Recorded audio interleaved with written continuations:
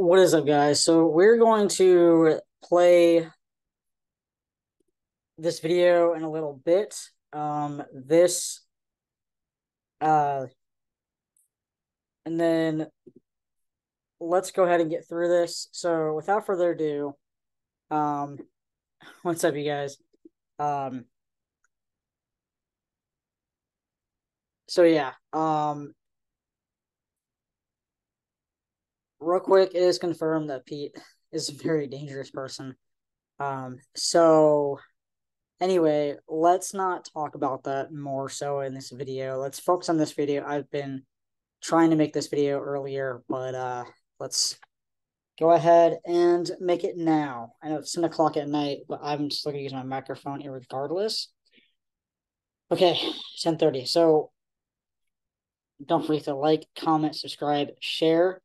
Um, so real quick here, the reason for the speed bumps, speed humps, and speed tables is for to make sure that people are going slow and are not going fast. So let's go ahead and read into it, shall we? So anonymous participant writes yesterday, there's 26 comments to it. Yay, speed humps on Tamarack, not so ridiculous. And then Kim Trujillo writes, I haven't seen or gone over them yet. They aren't speed bumps. Their traffic division told me the fire department only would not approve speed humps, bumps, only the speed tables. I think that's what these are called. Do they work? I hope they will slow the traffic down. Vicky Sayaj, she's super cool. Writes, Locadia put speed tables in on the Coast Highway about 4 to 5 years ago between Encinitas Boulevard to the south and La Costa Avenue to the north. They work really well. If you go over them at 35 miles per hour or less, no issue. Any faster, and oh boy, you feel it. Hope that's what they installed on Tamarack. Kim Trujillo, rest of Vicky Isaiah writing, yes, speed tables. Cassandra Tompkins writes, my bad neck can't take the old-fashioned speed bumps, but as long as I drive 30 miles per hour or less over a speed table, I'm perfectly fine. I hope these help. Help on Tamarack. Cars fly down that road. Now it is time to do something about Madison Roosevelt in the barrio. Kim Trujillo writes, Cassandra Tompkins writing, like the Target parking lot ones at the Oceanside store on El Camino, killer speed bumps. Kurt Watson writing, how terrible that cars have to slow down. Sorry, you are facing so much oppression. Summer Larson writes to Kurt saying yes. Before I go ahead and read Candace Helivera Robertson's comment here, this has been mentioned quite a lot in comments, in a bunch of the posts about the roundabouts and stuff like that. And then also at the meeting as well, which when we go over to this video of mine, you guys will hear that from a few other people. And one individual who's the father-in-law of, God, forgot her name. The mother who was hit and killed this year, for riding her e-bike, and her baby survived. I'm happy that her baby survived. But you know, she's going to be growing up without her mom. Um, and have have you guys noticed that all over Carlsbad? I've noticed it throughout the entire day when we were driving around. We drove around like twice today, basically. When we went to the beach and when we went to islands today as well. And I've noticed that those electronic signs that we're seeing all over is this part of Carlsbad. Well, now those electronic signs, a bunch of them say they made it to say, God, what does it say? Next time we're driving, I'll make sure to pull out my phone and take a picture of it from our car. Um, but it says put your phones down or something like that because so many people are on their phones. I've seen, especially when we're driving to the beach, I've seen it a lot where people are weaving in and out of that people are weaving in and out of that street, try to find parking or whatever they're doing, and I see it all the time. Um,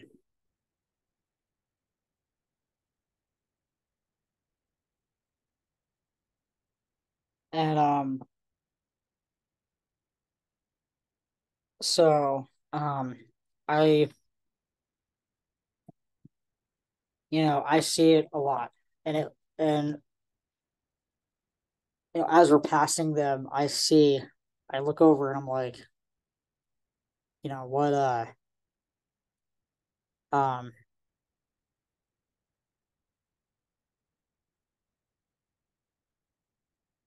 you know it looks like that they're on their phones.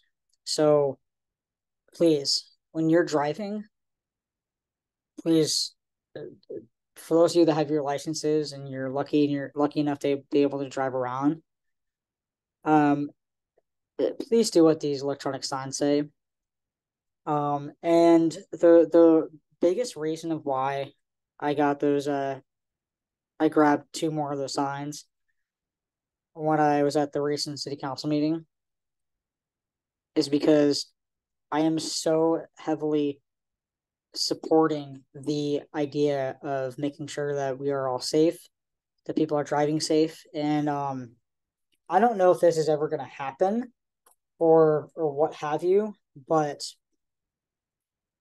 if there is, God, what is it?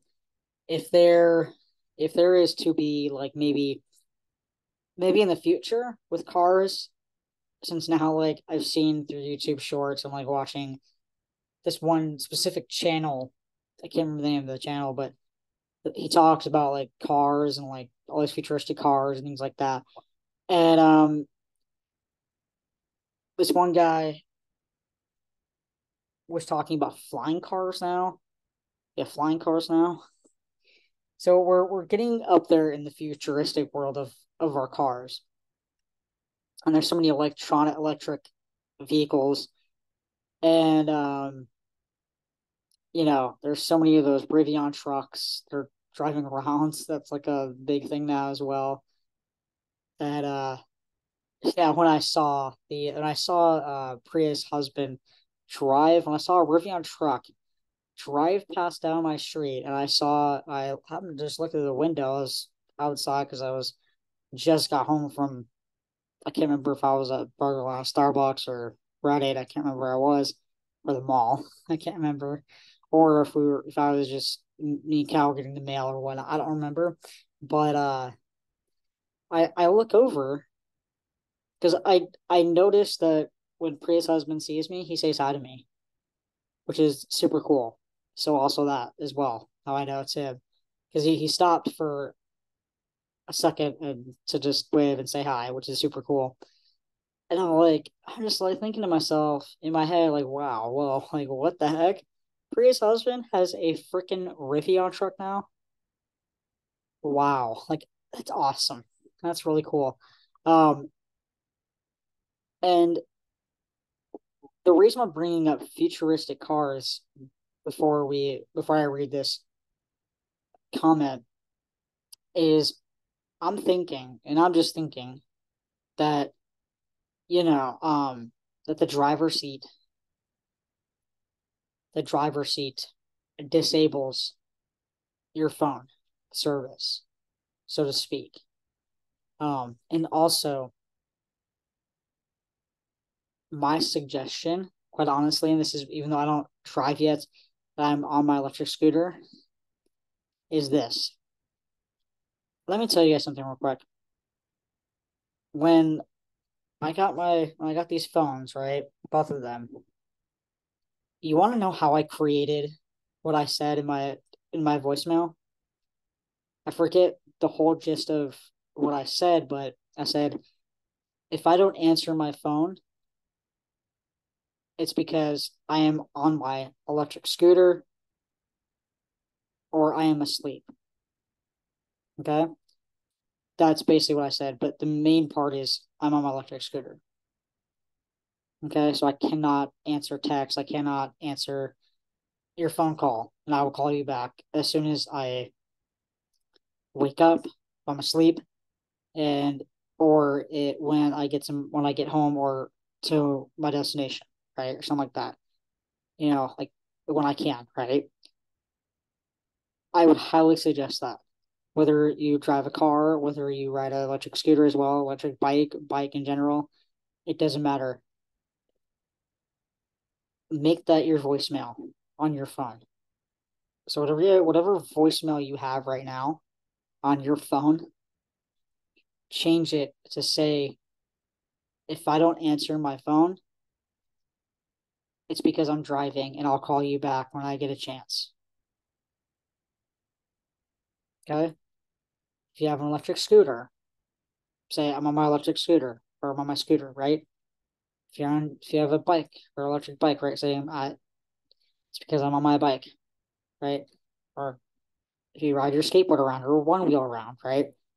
Something like that. But more especially if you are driving, right? Because when I get my driver's license, I'm going to change my voicemail to say, if I don't answer my phone, it is because I am either driving or riding my scooter. And I'll call you back when I get a chance. But for right now, it is my electric scooter. Um, and I am extremely serious when I say that's what my new voicemail is going to be like.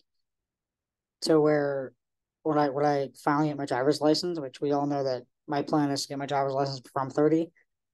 Um, and so yeah, that is why. Okay, because it's important. So that way you're not like freaking out if someone calls you. And one thing, and if you have passengers in your car, like if you have someone in the front at the passenger seat of the front of your car, have them answer your phone. Like put your phone like in the middle like console or whatever, right? Um, or the couple other thing, right? Or as soon as you guys get in the car, make sure that you hand your phone over to whoever is sitting in the passenger seat of your car, right? So that way, if you get a call, and you look and you ask like who's calling, and then they say so and so is calling, and it's like, oh, it's important. Have them answer the phone for you and say, oh well, they're driving. We're driving right now. Well, he'll call you back or she'll call you back when we get to our destination, right? Or where we're going, right? Or when we get home, right? Something like that. So it's important because like what we did at my school, what our teachers did at our school is with our school vehicles, school vans, school cars, is whichever teacher or whichever one of the students was in the front seat of the car had full permission to answer our teacher's phone if it was super important. So it is really important to make sure that you're focusing highly on the road and not on your phone. Okay, so I am very proud of every single person in my life that I've ever been in their cars. Very, very, proud of every single Uber driver and Lyft driver, of their cars as well. And I've been in a lot of Teslas. Like today, after the movies coming home, I rode in a really nice car. I end up getting lucky when taking Uber. I get lucky to have Uber drivers that have super nice cars. I'm either riding in a really, really nice car or I'm riding in a Tesla. Just, I think, is the coolest thing ever. I don't know how I end up getting lucky and I choose the cheapest option. I choose the cheapest option for Uber, and yet I still get lucky with getting to ride in a Tesla or a really nice car otherwise. So I'm very proud of so to every Uber driver out there and to all my friends that have given me rides, you are all amazing drivers. To all my family members, also amazing drivers. So it's to focus on the road. Okay, let's go ahead and read this real quick because yeah, a lot of people have mentioned it here. I'm gonna give Carlsbad and also at the meeting as well, which you guys will hear. We'll watch the full video watch the whole entire video of mine. This is gonna be a long video, but oh well. But it's important. So I have to make my long videos. It's super important. So let's go ahead and read this comment real quick. So Candace Helivera Robertson writes, I lived on Tamarack for 11 years and was hit backing out of my driveway, was clipped crossing the street, and our parked car was rear-ended. Accidents occurred on the regular at our intersection, including a flipped car. The kids could not even go over to the AM and AM PM because the crosswalk was too dangerous from all the a-hole drivers. I wish they had installed them when we lived there. So she doesn't live there anymore. And then this is why. Pete Bayard writes, but I thought Wednesday was supposed to be a hump day. Whatever that means. Stefania Kernberger writes, if you're going the speed limit, they won't affect you. If you're mad you can't speed anymore, I have no sympathy for you. Exactly. And Stefania Kernberger, I cannot agree with you more. You hit on the nail right there. So I'm gonna read your comment one more time before moving on. If you're going the speed limit, they won't affect you. If you're mad, you can't speed anymore, I have no sympathy for you. Marie Cecil Monforte writes, when you have to post this anonymously because you know you're the bad driver. That's very true. This person could be a very bad driver that posted that saying they're anonymous. Janet Borton Gobber writes, or Gober, I wish they would put one on Monroe Street. So it sounds like Monroe Street is a very dangerous street. There's a lot of comments about that. Pamela DeVark writes, please put on Chestnut Avenue from the school down to at least the four-way stop by Holiday Park. Talk about a speedway. Ugh.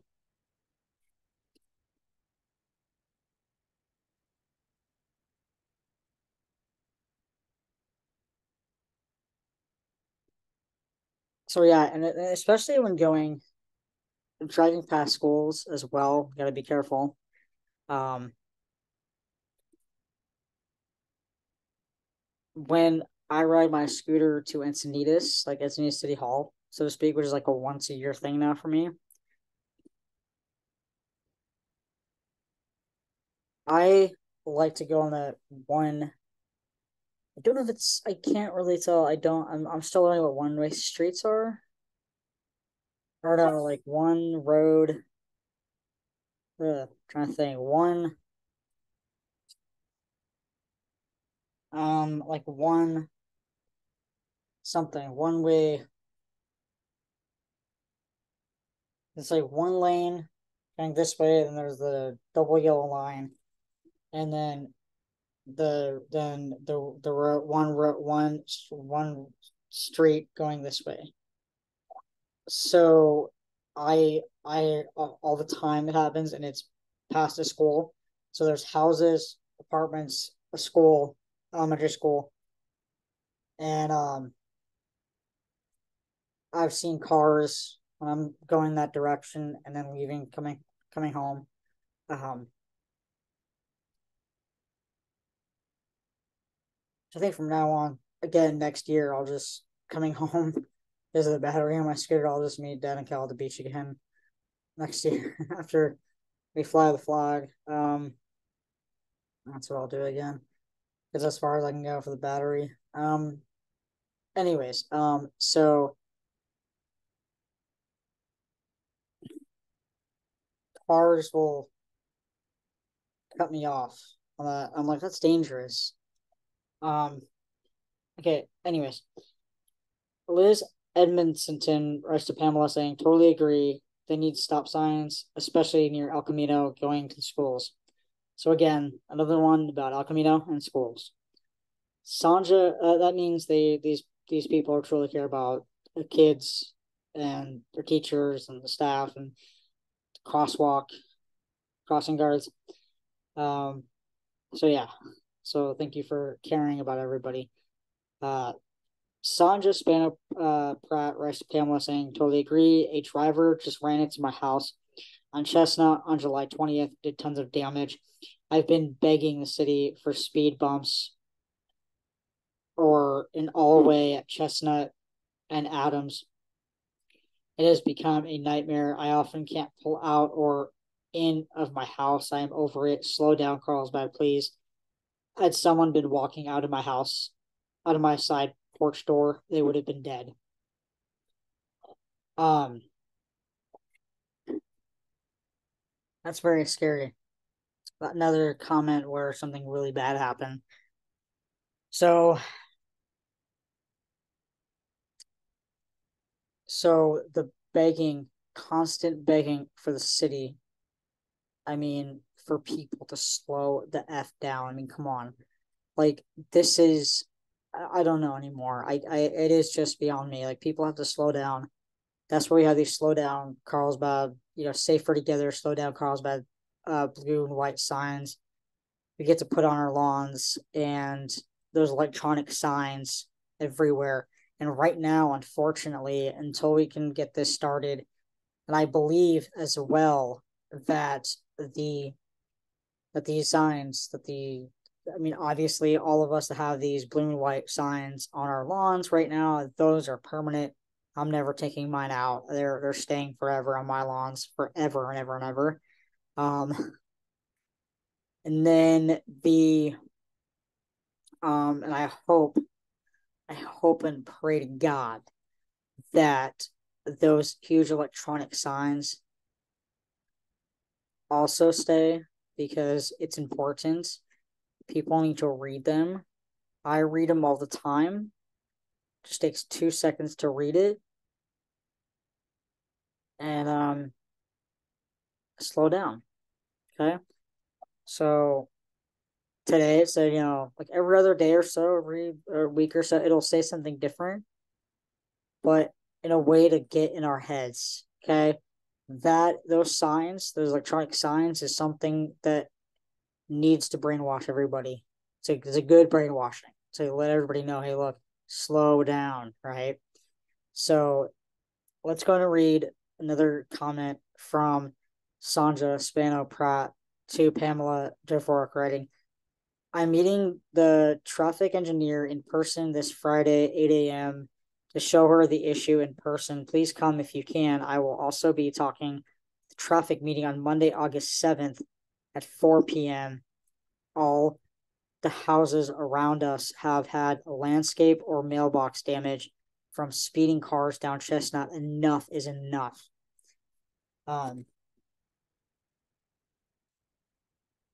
So this Friday, 8 a.m. and then Monday, August 7th at 4 p.m. She will be speaking to them.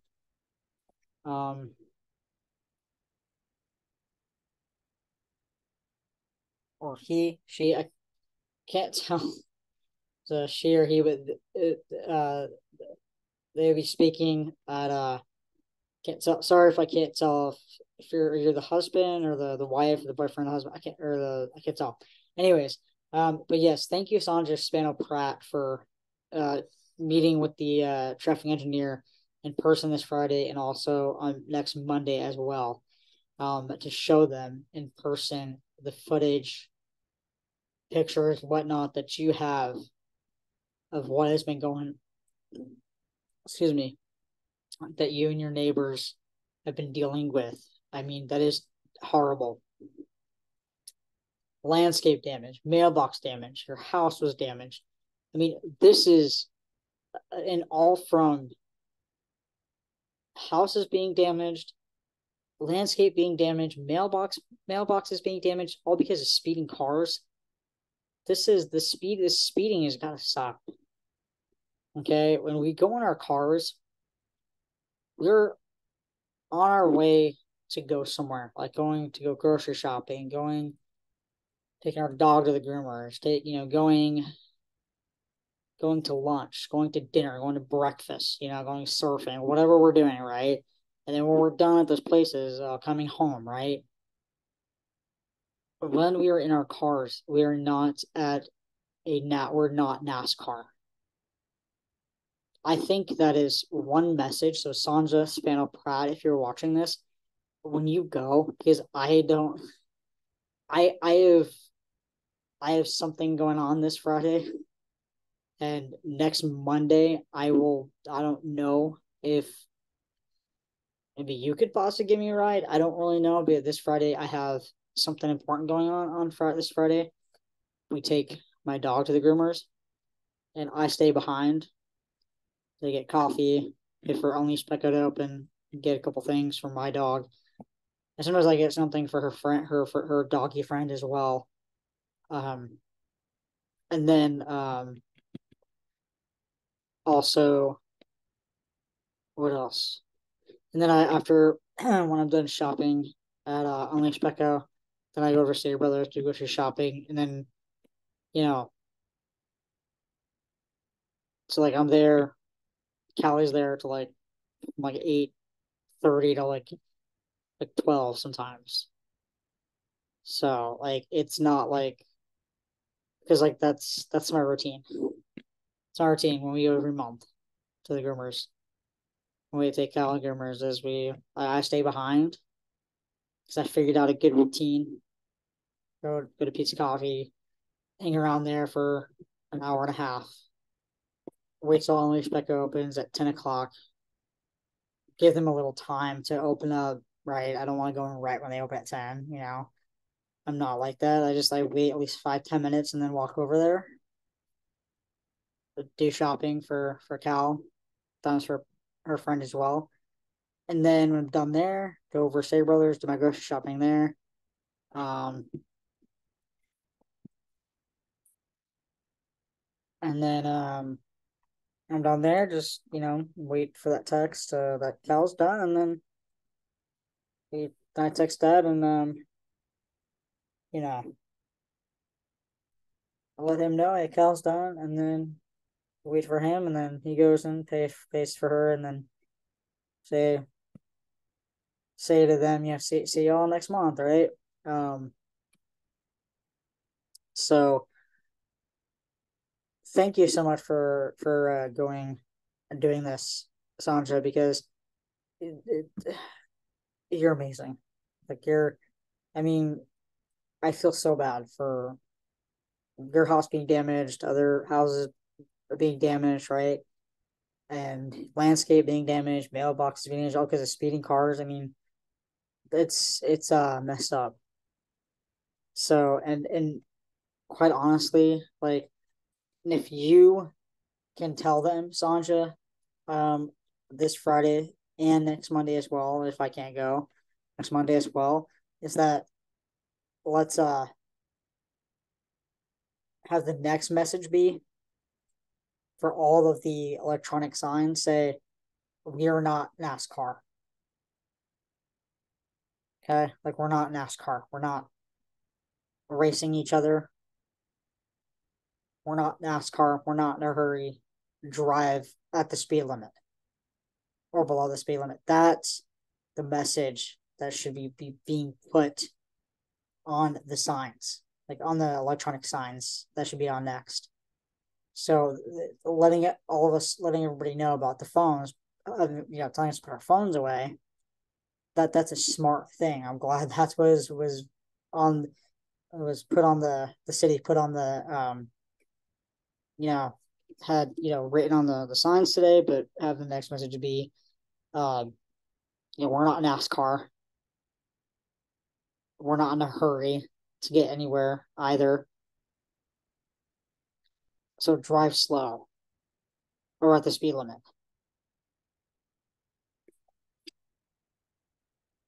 Because before I used to get really, excuse my language, but I used to get like really pissed off at people driving slow. But nowadays, I'm just like, who cares? It is what it is. I'd rather have them drive slower, way slower the speed limit than above the speed limit. So if people are driving slow, I don't really care anymore. It's better to do that than drive fast. So let's get on with the rest of the video. Sorry, I'm going on a tangent about things, but you know why. You know me. Cassandra Tompkins writing to Sandra saying, "Best of luck. Time for cars to stop cutting through old Carlsbad to get from one freeway to another. I was hit a few weeks ago on the Tamarack exit by a truck fleeing another accident that he caused. Thankfully, Carl's PD arrested him for DUI." Sandra writing saying, "I cannot agree with you more. I feel like more all the way stop signs on the intersections and these speed bumps or tables will help. I hope that you did not get hurt. I'm so sorry to hear that happened to you. It is scary. I am losing faith in the Carlsbad Police Department. It does not feel like they're doing much at this point. Day 13, I'm trying to be positive, hoping for a good update today." Yeah, and another thing, with certain people in my neighborhood, like with Pete and his buddy, you know, there are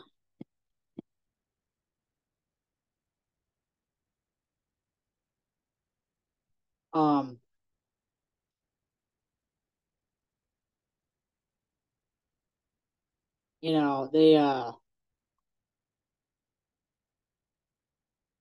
they're not doing anything about them yet either. Like when I got a call from a police officer today, like a phone call, and I told them what happened, that this individual was impersonating me online. And they said, and the police officer on the phone said, "How do you know it's him? How do you know it's him?" I said, "Oh, because they said it's Pete's friend." I mean, because they're restraining order, I cannot say the person's name and where they live. But all I can say is it was, Pete's friend, right? That's why I say Pete's friend, right? In these recent videos. Um, so therefore, when we talking about this right now, I am not violating any restraining order. Um,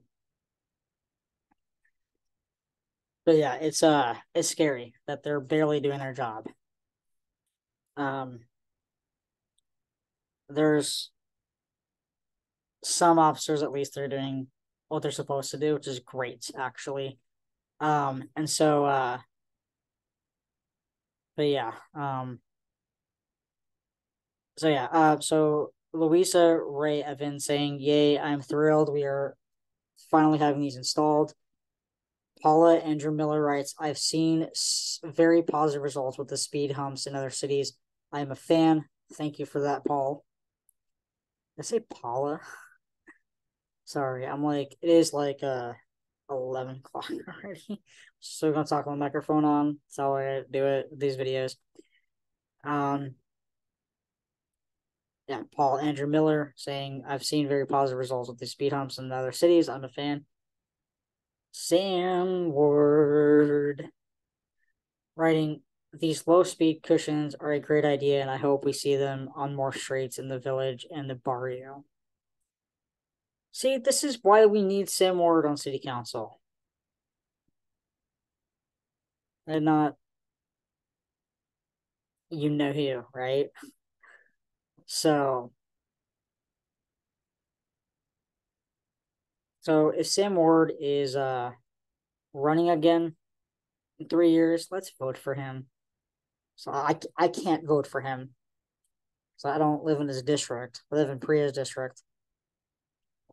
And but if you live in the bar, if you live in the village or any other part that's part of District 2, then vote for Sam Ward in 3 years if he's running again. And we need Corey Schumacher back so bad. But at the same time, I feel it's a good idea. At the same time, as far as Corey, sorry, I'm going on a little tangent here, but it has to city council. As much as all of us that love Corey Schumacher, best friends with her, and I've known her for years and years and years and years. I've known her and her wife for years and years and years. That it's as much as we all miss Corey being on city council, I hate, and we all hate that she's not sitting on city council right now. It's a safer thing for her to be. It's awesome she's back in politics, but it's safer that she's up in Sacramento and not here in Carlsbad because of the Carlsbad Cares group. So I mean, it sucks that those individuals scared her off, caused her so much trauma, and these people are still attacking her online. Anyway, let's go ahead and read Melissa Clark's comment. Wish they'd put them on Plumtree. I've seen a lot of comments about Plumtree. So wherever Plumtree is here in Carlsbad. Yeah, I agree. Kurt Watson writing, coming back to this and laughing. This anonymous coward has car brain. Everyone else is tired of reading about pedestrian deaths being at a 40-year high, LOL. And furthermore, LMFAO. Streets are for people. Cars are lucky to be legal at this point, considering the cost benefit of them to society. Diane B. and Kurt saying, why the name calling? Some people can't walk, bike.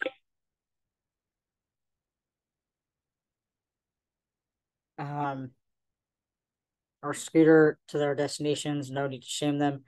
Your collectivist view of how life should be for the masses is not shared by many others. I think speed humps on Tamarack are much needed, as Kim Trujillo and many others included. Parents of kids at the schools in that area have mentioned here many times speed humps on Tamarack and in other areas like the barrio where they're desperately needed or not the same as abolishing cars. Some people post anonymously for various reasons. We do keep an eye on it. If someone is posting in all of their stuff anonymously, we will remove the post or advise them to post under their name. No need to call them names for posting anonymously.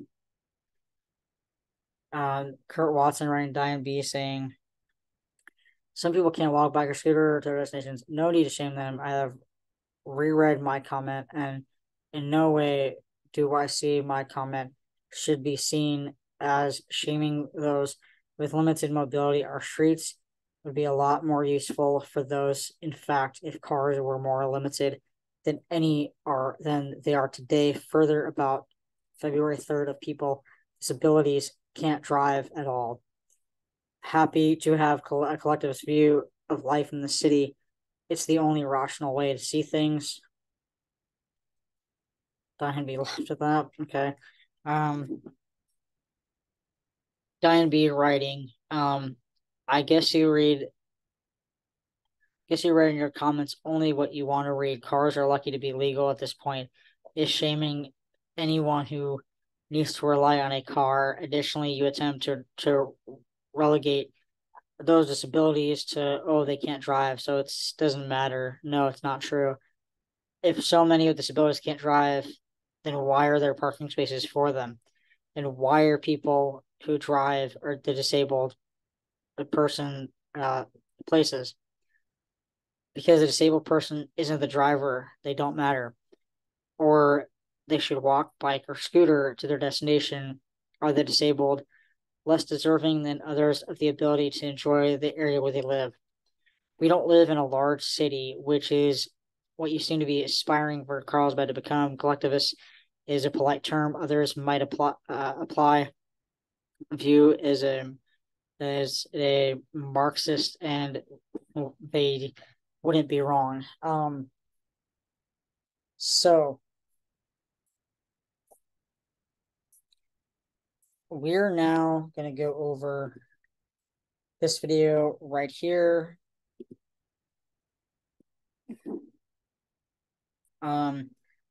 Writing.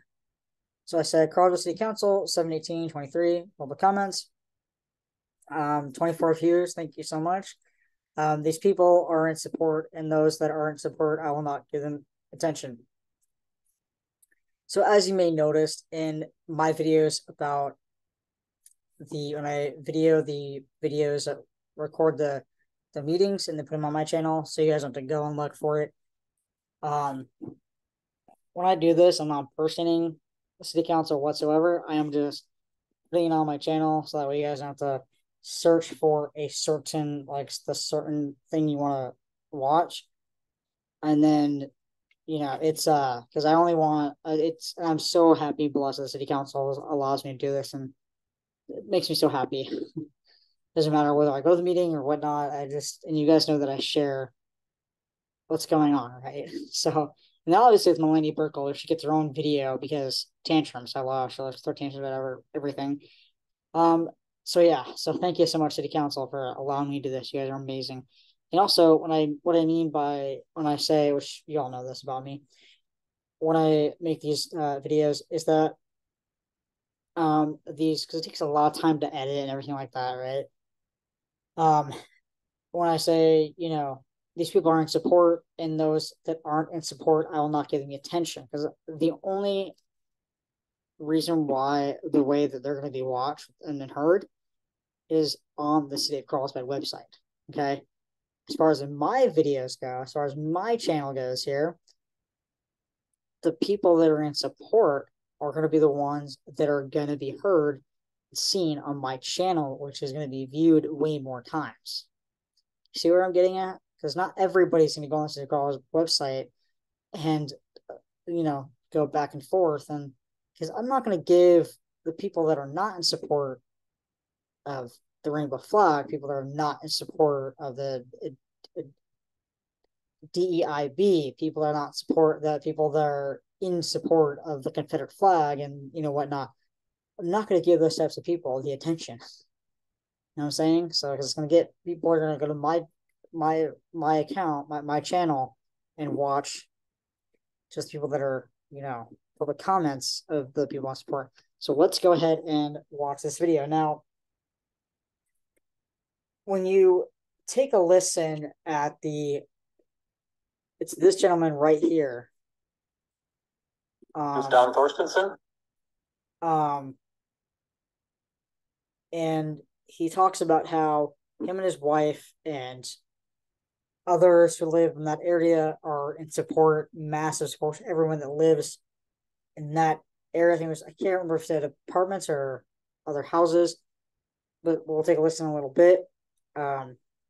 Then you'll also hear another individual talk about him or another individual talk about everybody who works at including the boss, manager, everybody who works at the Vigilucci's restaurant, that very high end restaurant, right there in Carlsbad.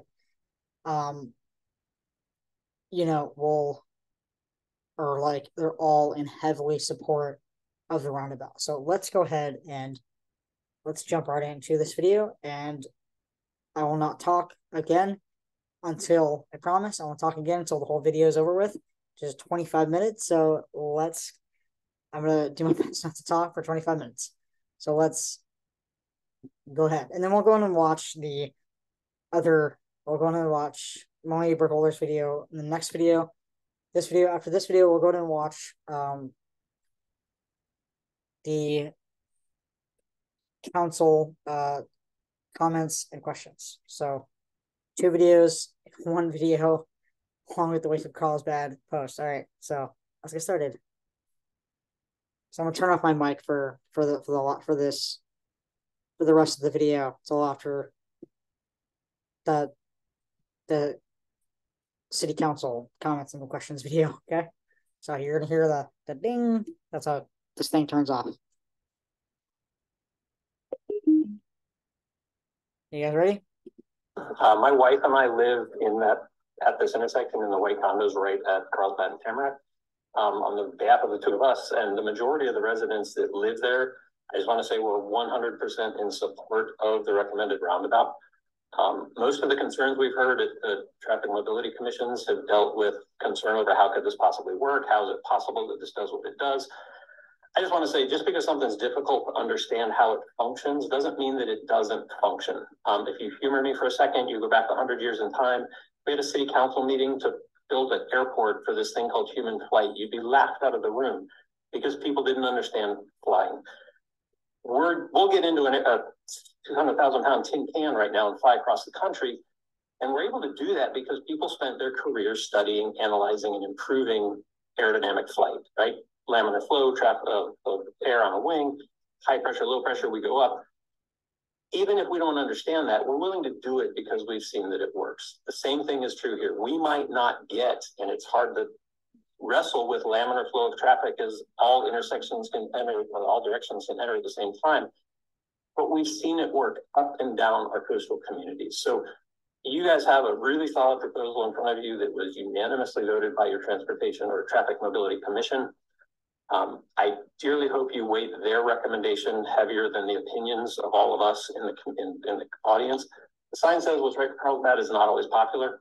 I think you've got a win-win. You got a proposal that was unanimously proposed from the committee. It beats the alternatives in every measure available. And based on the data from the prior commission meetings, half or more of your constituents are in favor of it. So I think it's an opportunity that it is right and it does serve the community the way it's supposed to be. So thank you very, very much for your time and for your service to the community.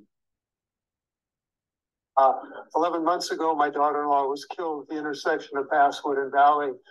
The driver who hit her chose to be distracted. She chose to ignore speed limit signs. She chose to ignore signs in gardens saying, please slow down, our kids are here. She chose to ignore a stop sign, and she chose to ignore the word stop painted in the street.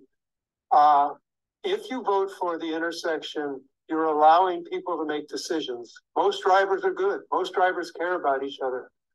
Some drivers don't. The lady who entered the intersection and ran over my daughter-in-law said, well, she didn't notice it. She said, I didn't mean to do it. How distracted was she? Her car ran over my daughter-in-law with the front wheel, then ran over her with the back wheel. The trauma surgeon said it was the worst trauma he had seen in 40 years of trauma surgery because she chose to be distracted. You have to vote for the roundabout. You have to make bicyclists, of which I'm one, and drivers of automobiles and trucks engage with the road and slow down. I found something out about the city of Carlsbad. They used to have a program called Livable Streets, where streets were designed for everybody, not just cars. They were designed for all of us. My daughter-in-law is no longer here. I pray that you will make a decision that another family doesn't have to face you like our family does.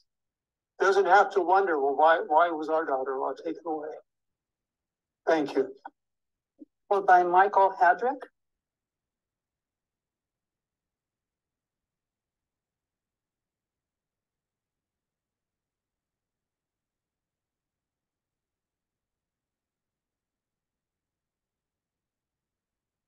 I'm a resident of Tamarack Avenue and Carlsbad, along with Don. We're right next door. And I also like the idea of a roundabout. I've seen it work. I'm originally from Pennsylvania. I've seen it work very well there. Traffic moving much easier once they installed the roundabouts, 4 of them between Allentown and Lancaster. Speeded traffic up. I could cut my trip almost in half to get there just because traffic really never stopped anymore. The noise that comes from everybody stopped at that light, the bikes especially, we stop conversations, we wait for the traffic to go by, and then we pick up a conversation again. We also turn the TV, we stop it while the noise travels past us.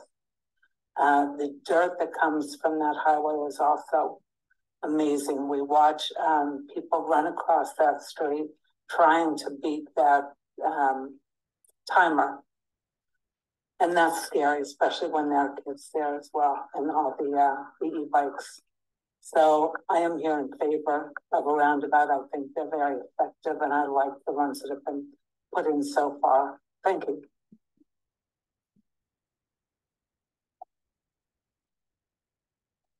Hi, everyone. My name is Michael Hedrick. I've been a longtime resident here at Carlsbad. I've gone through that intersection by car, by bicycle over the last 25 years, most of it by foot, and sometimes pushing my kids in strollers when they were toddlers. My kids now pass through that intersection, mostly walking with surfboards under their arms. We have never felt safe going through that intersection, and we've witnessed so many close calls, people running red lights. When the light turns yellow, rather than slowing down and stopping at the intersection, a good majority of cars speed up. So rather than going through the intersection at 30 miles an hour, they're going through at 40, 50 miles an hour. And we've never felt safe. That lack of safety has been exacerbated by a death. It was mentioned here that what problem are we fixing? There was a death right on Carlsbad Boulevard, I can't remember how many years ago, that happened right in front of my mom's condo. A car was speeding at 60 plus miles an hour through the very same intersection, lost control of their vehicle, crossed the median, hit a pedestrian who was enjoying their afternoon walk on the beach. So people have died along that stretch of highway because people have been driving too fast. I noticed agenda item number 11 is that we have some sort of silver certification of being a data-driven, well-managed city. Well, I'm asking the city council, the mayor, to be data-driven in this particular decision. As was mentioned, what is popular for Carlsbad is not always right, and what is right is not always popular. And so what we need to do is have a decision that's data-driven. Again, we have had a fine presentation by the fine city staff here, and I'm asking you to consider the data and common sense. Thank you very much.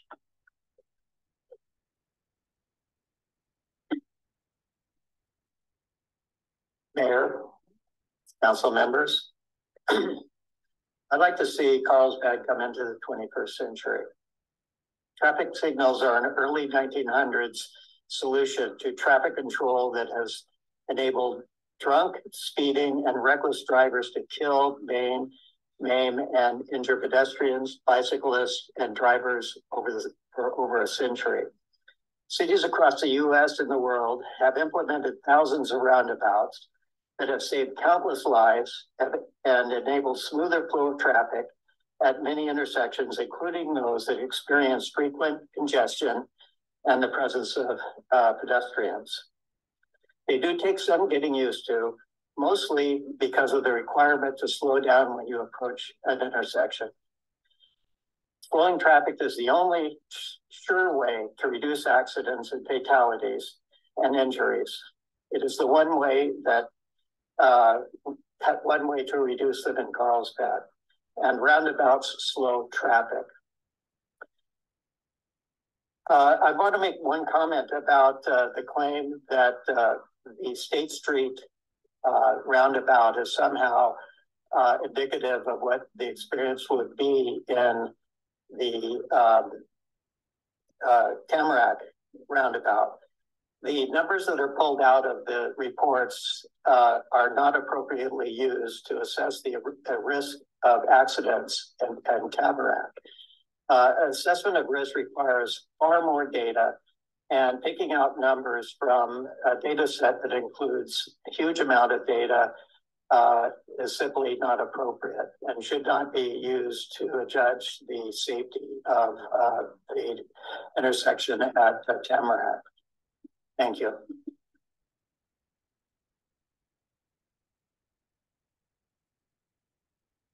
Good evening. My name is Christina McGoldrick, and I have been a homeowner, resident, taxpayer, and mother of 3 boys in Carlsbad for the past 8 years. I am here to voice support for agenda item number 10 this evening. Myself and other residents in District 2 and across the city support this item. The fire department, police department, emergency services, city staff, the Carlsbad Traffic and Mobility Commission. All of these organizations have voiced their support. These are educated professionals that can be trusted in their area of expertise. Roundabouts have been proven locally and nationally and internationally to be a safe, environmentally sustainable, and low-maintenance alternative to stoplight intersections. They have been established as an effective, non-manned 24-hour DUI checkpoint for drivers. They save lives on streets that have a continual rate of regular DUIs and excessive speeding. This directly applies to Carlsbad Boulevard.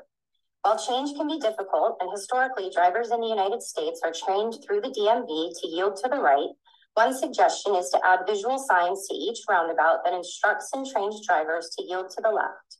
I understand that change can be difficult and requires a growth mindset.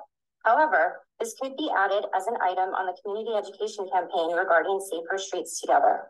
Carlsbad residents and visitors would directly benefit from a visual education campaign that directly teaches them how to use roundabouts properly. The 3 E's are essential: engineering, education, and enforcement. It is crucial to properly engineer the roads based on their current public use and populations. Engineering is the foundation that supports the success of effective education and efficient enforcement. We're asking every council member to vote yes on agenda item 10.1 this evening. Thank you for your time and consideration. Robert Wilkinson, Cameo Road here in Carlsbad, and from that vantage point, I use this intersection on a weekly basis as a motorist, as a cyclist, and as a pedestrian. With that, I am in favor of the roundabout. The efficiency and the safety of the roundabout are paramount, but also the aesthetics. Tamarack Avenue is unique in Carlsbad. It is the only arterial that comes to Carlsbad Boulevard and provides you with a view of the Great Pacific. Unfortunately, that view is blemished by the structure that's in the center of it, the structure that looks like an outhouse, because it's the restrooms. Now, we certainly need the restrooms. They're needed use in that area. But we could do much better in the appearance of that structure. It should take on its context of being at the ocean and being part of that one and only view of the arterial. So in relatively small amount of money, we can remodel the building and make it a positive part of that view. Granted, it's probably the state's facility, but I'm sure with the expertise in the manager's office that we can coordinate a working relationship with the state on it. Okay, thank you. Sophia Gokan, followed by Mona Gokan.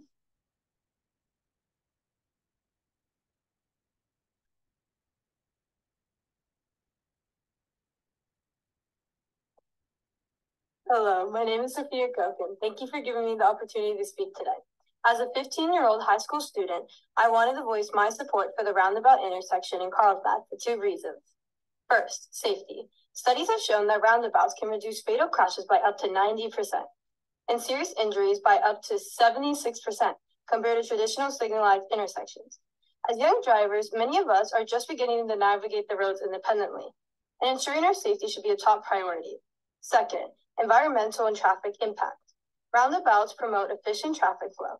They keep the traffic moving smoothly, reducing congestion and delays, and reducing car exhaust pollution. This not only benefits daily commuters, but also our planet. Therefore, I urge this council to consider the long-term advantages of introducing a roundabout intersection in our community. Let us prioritize the safety of our residents, improve traffic flow, and environmental impact.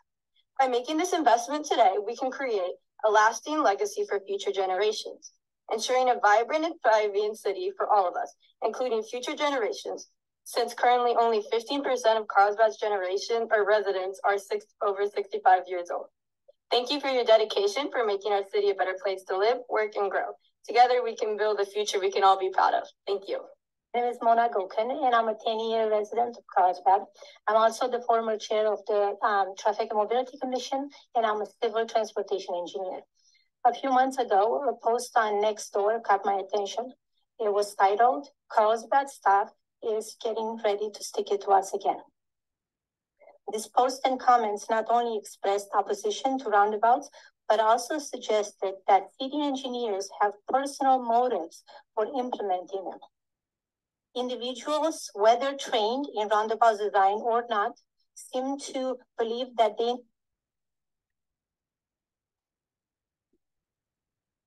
Now, real quick here, sorry. I was editing all of this on my computer here. Sorry, I promise I won't talk till this software. I showed you guys that other video. But real quick here, I was editing this entire video on my computer, and because I am getting so used, I'm like still not so used to like the MacBook Air. And when I had the MacBook Pro that one of my cousins gave me a long time ago, like years and years and years ago as a birthday present, I had a mouse that would like, it was a USB A, I believe it's called, the USB A type, the piece that plugs into the side of the computer, and that's how that wireless mouse connects to the computer, and that's how I would use the mouse. I rarely ever use like the trackpad. So because the MacBook Air, it just has like on the left side, it has the charge as the magnet charger, and then it has just USB-C type ports, and then on the other side, you just have your headphone jack. Which when I take this to Starbucks, I use my AirPods, so I rarely ever use that. But unless I can find like if there is any, I don't know. I'll check on Amazon, but or the next time I go to Target, I'll check at Target as well, maybe, or maybe on Amazon's better. If they have a wireless mouse that has like a USB-C type, because like the part that like, because I had to like, as you guys will see here, I like shortened it because I put this part of her video like in twice because like it was like buffering a little bit, and that's what is going on here. So you'll see like, sorry if I put this part of her video again or whatever. So I am getting used to it. I don't know how to like delete it, so and because of the storage, there's more storage on my MacBook Air than there is on my phones, and also with my iPad. I really did not want to edit it on that right now. And plus I'm getting low storage kind of like notifications on that as well right now. In fact, let me see, what storage do I have right now here? But irregardless, let's see, what do I have going on here? So yeah, right now, so my iPad is a 256 gigabyte one, and then the available, I have 104.17 left. So um so it, and plus it felt more right to edit on my computer, if that makes any sense. So I didn't know how to like delete, and like it's new. It's still new to me, and it's so I really wanted the MacBook Air, considering that I take it to Starbucks maybe once a week. So it's it's so even though me and my CS person are meeting at my house this week, I still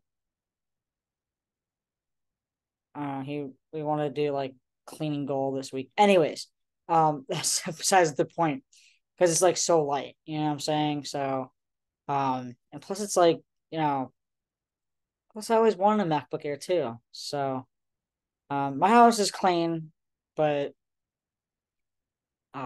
work on organizing and cleaning and meal prep, things like that. I'll talk about that part of my life another day. But yeah, my house is clean. It's nothing to worry about, but I don't know. But anyway, so yeah, so I'm still getting used to this computer, MacBook Air, M2 chip. So all right. Individuals, whether trained in roundabout. And by the way, Mona Gakin is going to be running for City Council District 2 next year. So if you happen to live in District 2, go ahead and vote for this wonderful lady right here, because what you're going to hear her say is very important, and it's very vital that you talk to her. I mean, that you vote for her, you talk to her, you engage with her and be like, we need you on City Council. What you said at the meeting on July 18th, love it. it's a very important because I hate to say it, but Carolyn Luna, she's nice and everything. Some of the things she says is okay. Some of the things she says is not okay. This whole roundabout thing with her, which you guys will see in that video, is kind of, I don't know. She's kind of weird. If and in the sense of like she was like going back and forth, which you guys will see in that video. We'll watch after this video. Is that look, of how Carolina was going back and forth. Well, I would much rather have the roundabouts be like all the way to then going back and forth to saying, well, just not in this specific area of Carlsbad where these two are going to be put. So she was like, well, I want them all the way, but I don't want them here at that, Tamarack. Like, okay. Like, it's kind of, but then she voted yes on it, which is good, I guess, which was good because we needed 3-2 to pass no matter what. But just keep in mind that if Liz lives in District 2, Carolyn Luna, she is a temporary council member because who was sitting in that chair? Who was sitting on that end of that table? Keith Blackburn, right? Keith Blackburn was, right? And then he won the election for mayor, right? So now he gets to sit in the middle of the table in the mayor's seat. It's still kind of weird, I'm not gonna lie, but it's cool at the same time. It's kind of weird. And it's still I think we're all still getting used to it, seeing not only Keith Blackburn sitting there at that part of the table, but also we glance at his nameplate, it says mayor in front of it. Mayor Keith Blackburn. It's so weird to see that on his nameplate. It's so weird at the same time, but hey, we'd much rather have him than Mike Curtin, right? Which, by the way, Mike Curtin was what? Him wanting to run for mayor. One, he said, "Oh, I've been living here in Carlsbad for 30 plus years," and the second thing, there's like nothing. He like no experience. So, and he's like a bunch of photos, which when we all found on Instagram, those pictures of Mike Curtin with Melanie Burkholder and God, what's that other lady's name? I forgot her name. I'm glad I did. Sharon McKeenan. Which, by the way, I'm glad that Sharon McKeenan lost for the school board position. Can you imagine? Can you imagine? Can you imagine Sharon McKeenan sitting on that position? No, I'm so glad that Michelle Ward, Sam's wife, Michelle Ward, won. I'm so freaking happy. I'm so freaking like I jumped out of my seat when I saw that Michelle Ward won. Sharon McKeenan lost. I mean, at least one of the wards won, right? At least, right? So, school board of trustees, Michelle Ward, yes, yes, somebody in that household won their position, won their race, right? But we need for district, is it District 2 or District 3? Wait, District 1. Yeah, District 1 is Melanie Burkholder, Corey Schumacher, Sam Ward, as far as I know, right? And then District 3, right? Wait, District 2 would be this awesome lady right here, Mona Galkin, and then Carolyn Luna and Keith Blackburn. And then what is Priya again? Because she's in my district. That's all I know. Anyways, we'll go over that later. But anyways, so if you live in District 2, because that election is coming up, vote for her because she's all about the roundabouts, and listen to what she has to say about the next door app people. Take a listen. Take a listen. Cause design or not, seem to believe that they See how it buffers? then the experienced staff what the here. safest option for these intersections are. So my question is to council and fellow residents. Why does the city searches for and hires the most qualified professionals for engineering position, pays them competitive salaries and benefits if their expert opinions and decisions are not trusted? And even worse, the public is attacking staff personally. When they propose something, when staff propose something that they believe is the best option for our city because they're using their education and experience, public is attacking them because it's against what they want to see. It's like entering the surgery room and telling the doctors that their years of education and experience are great, but we know better than them what's best for this patient because, we choose to. So I believe it's time to trust the professionals we have hired who are trained to analyze traffic patterns, safety measures, and environmental impact. Thank you for your consideration. And by the way, once again, Carlsbad, 65 years old or older, it's only made up of 15% of the population. Our residents, 85% of our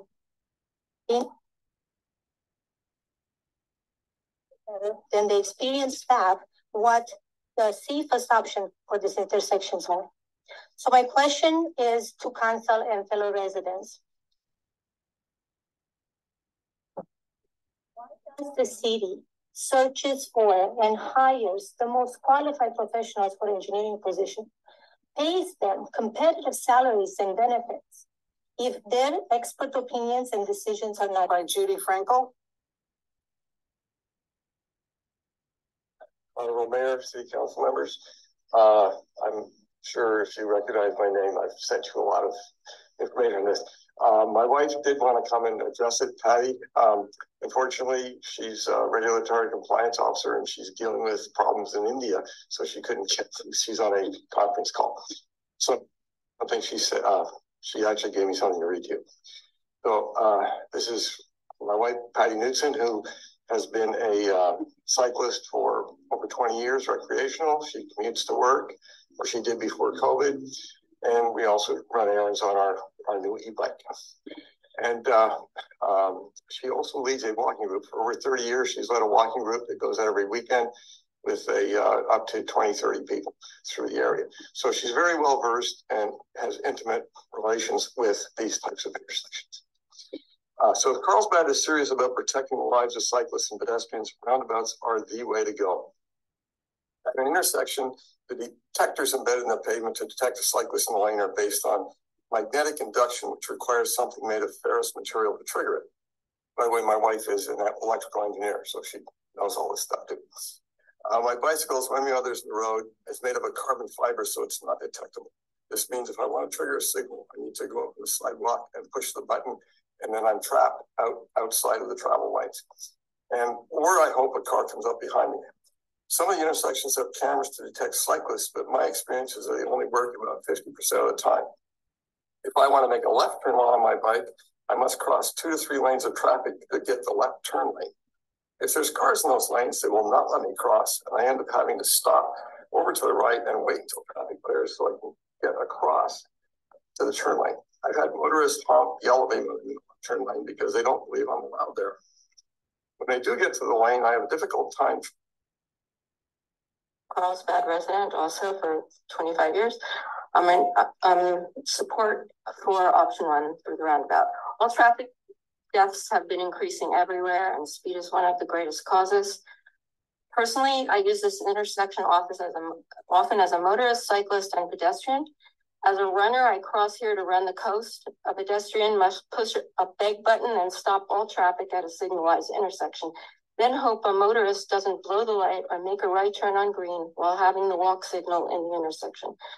A family member of mine was killed this way while walking in broad daylight in a signalized crossing.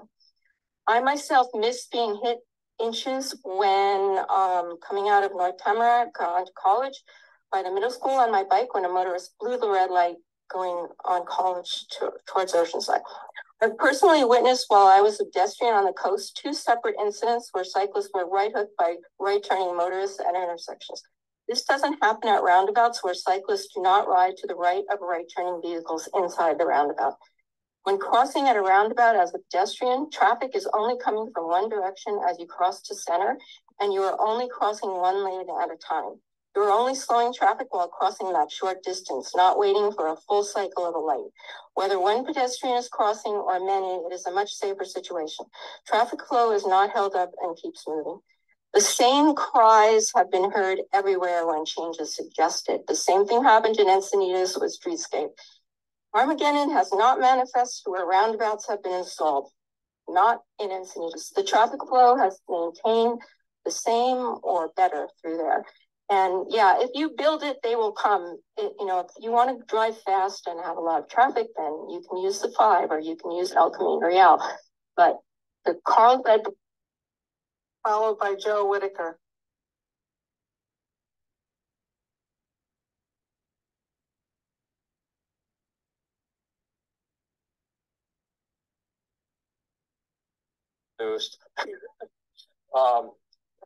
That's embarrassing.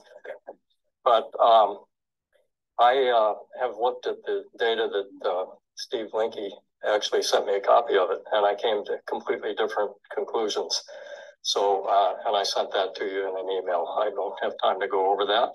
What I'd like to talk about tonight is just, I had a smart cycling class last night, and we had 21 people. 3 of them were members of my club. The other 18 were parents and children, ages 12 to 17. And so we discussed things like cycling on the law and then crashes and how to avoid them, and did all these things. There was some really good responses, even from a 12-year-old, to questions that I asked. So on this Saturday, we're going to do the road session, 6 hours of that. We're going to do parking lot drills and a bunch of other things. One of the last things we're going to do is ride from Oceanside down to the Carlsbad roundabout at State Street. And so we teach them the 2 safe ways to get through on a bike. One of them is to get up on the sidewalk, get off your bike, and walk. And then you can walk across the intersection and you look one way. You make sure that you make contact with the driver. It's a human-to-human response. And then you cross half of it, you look the other way. Nobody's going to walk across that thing and just without knowing that the driver is stopping. But they always do there. That's the opposite of what happens when I cross at the Army-Navy Academy, where all they have is flashing lights. That doesn't work. So the roundabout works well. As a cyclist, then after we do that, then we go up and we do the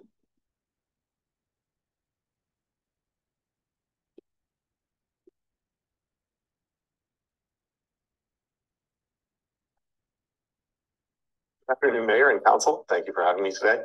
My name is Joe Whitaker. I'm a D1 resident.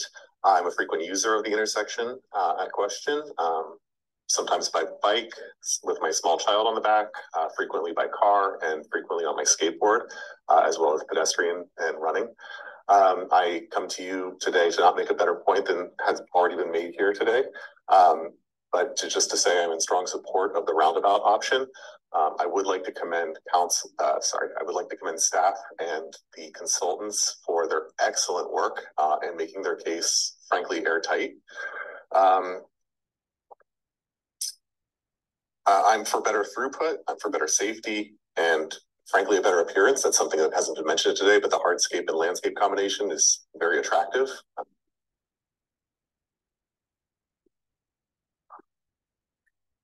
So now we're going to go over let's see, where is the video? Here it is, right here. So,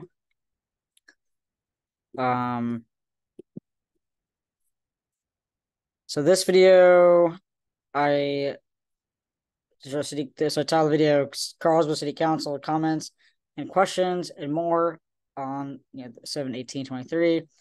City Council comments, questions, and more, and subscribe, obviously, which I've been doing that a lot lately. I've been remembering to do that a lot. I'm proud of myself for that. Try subscribe, and then tagging my own channel in there. So let's go and watch this video. for my thanks. Any other questions? Ms. Papata. Yes, thank you. Thanks for the presentation and thank you to all the speakers. I know it's relatively late, so thanks for sticking around. Just a couple of questions, and this comes out of some of the things that were mentioned. I'll just initially follow up with a question around the fire trucks going through the roundabouts. I know, Chief, you mentioned that there's a truck apron and it can drive over the top of the roundabout if necessary. So I'm assuming that's only something that a fire truck can do. It wouldn't be something that a normal vehicle would be able to just drive over. I would hope that the only vehicle that would drive over that would be the fire truck, but as far as the ability for it to be done, I'll defer to Tom Frank. Thank you, Chief. So the roundabouts are also designed to accommodate other rather large trucks. So the California legal limit is about we call a wheelbase, like the wheelbase length, and it's about a 65-foot long truck. And that, if you want to visualize it, it would look like a furniture moving truck. And so we do design our roundabouts to facilitate those large vehicles crossing over it, and they do utilize the truck apron. The truck apron, as you see, it's typically about 3 or 4 inches higher than the surrounding pavement. So what that does is it dissuades other vehicles from using that truck apron, and that's why you get the horizontal deflection, which slows down most traffic. Okay. Thank you. Thank you, Chief. And then in terms of and I know this question was asked, but just to confirm, because this is something that you have presented prior to this presentation as well, and we heard this from some speakers as well, that when we reduce speeds, there's a greater likelihood of surviving if somebody is struck in a collision. That's correct. Okay. And then one of the speakers had brought up, is there a way that we could potentially utilize our education campaign to educate folks on proper use of a roundabout, where it could include an indicator on the, where you have to yield? Is that something that has been done in other jurisdictions or other round? Real quick here, I just want to mention about the whole collision thing. So when I was hit by a car 2 years ago, I am very surprised I'm alive. And for those of you that know exactly where it happened, these two streets are just very, very cars go flying like freaking crazy, like you wouldn't believe. Cars go crazy. Cars fly down the street. They go like they disobey the speed limit to the extreme. And with that lady who hit me in that big blue car, I am so happy. I'm so happy I can remember the color of the car. I can visualize I can visualize the type of car and how big it was. I just cannot remember the model, the make and model of the car. And the lady who was driving the car who hit me from behind, which, by the way, it was not my fault. Because we all know if it was my fault, do you think that police would be handcuffing me to the hospital bed, be with me in the hospital the whole time, and then do you think that after the hospital I'd be at home? No, I'd be in jail, right? If it was my fault. So because it wasn't my fault, the hospital did talk to me. They did take my phone and hand it to my dad. So that's all that happened. Basically, I was in the back of the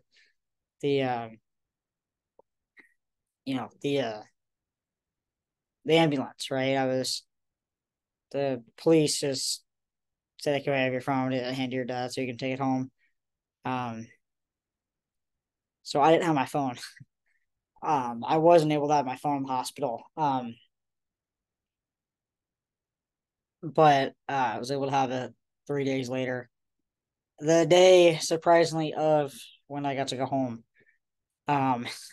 So I missed a lot of texts, I missed a lot of calls, but that's not the point. I'm just so happy to be alive. What I do have though from time to time over these last 2 years is I get extreme headaches. So like extreme migraines. And I figure that out quite quickly actually when going to Rite Aid and buying pills, like buying like headache pills like for headaches. I learned quite quickly um that just regular medicine for like over the counter medicine for just like headaches, it doesn't work. So I learned quickly that the migraine, that red and white bottle, the migraine. I take one or two of those. I have this like ice pack thing for my for your for the like the headache ice packs. And so I had that occurrence actually like last night and this morning. And so I woke up this morning, took two of those, and quickly, boom, it went away. Migraine pills help me out a lot. It sucks that I have to take this from time to time.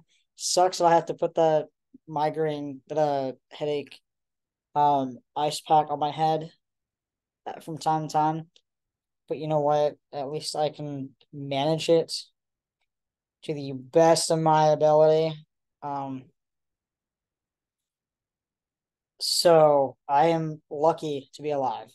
And also, I suffer from extreme back pain too. So I get massive headaches. It's from that huge concussion that I had. So I suffered a massive concussion, um, massive back pain, and internal bleeding on my spleen. So yeah, I suffered quite a lot. When I was told by one of the nurses that came to my room, um, and when she said that I was, I had internal bleeding, I was like, what? Am I gonna die? I literally asked that nurse. I was like, am I gonna die? And she's like, you're not gonna die. It'll be fine. It'll go away. It'll go away soon. I'm like, oh thank God. And I did go away soon. So I wasn't able to eat everything I was eating. I was throwing up. So also I have like I had acid reflux before, but it just got worse after the accident, after getting hit. And I still want to pursue pressing charges against that lady who hit me from behind, but it's gonna take a while. Because I believe it's in the police records, right? In ambulance records. I don't know if that the officers that were on scene their body cams on. I think at every accident, every incident, whatever, you have their body cameras on no matter what, when they're called to somewhere. They have to turn their body cameras on. So maybe that we can do some I can maybe that I can like ask, for some investigation going on for that.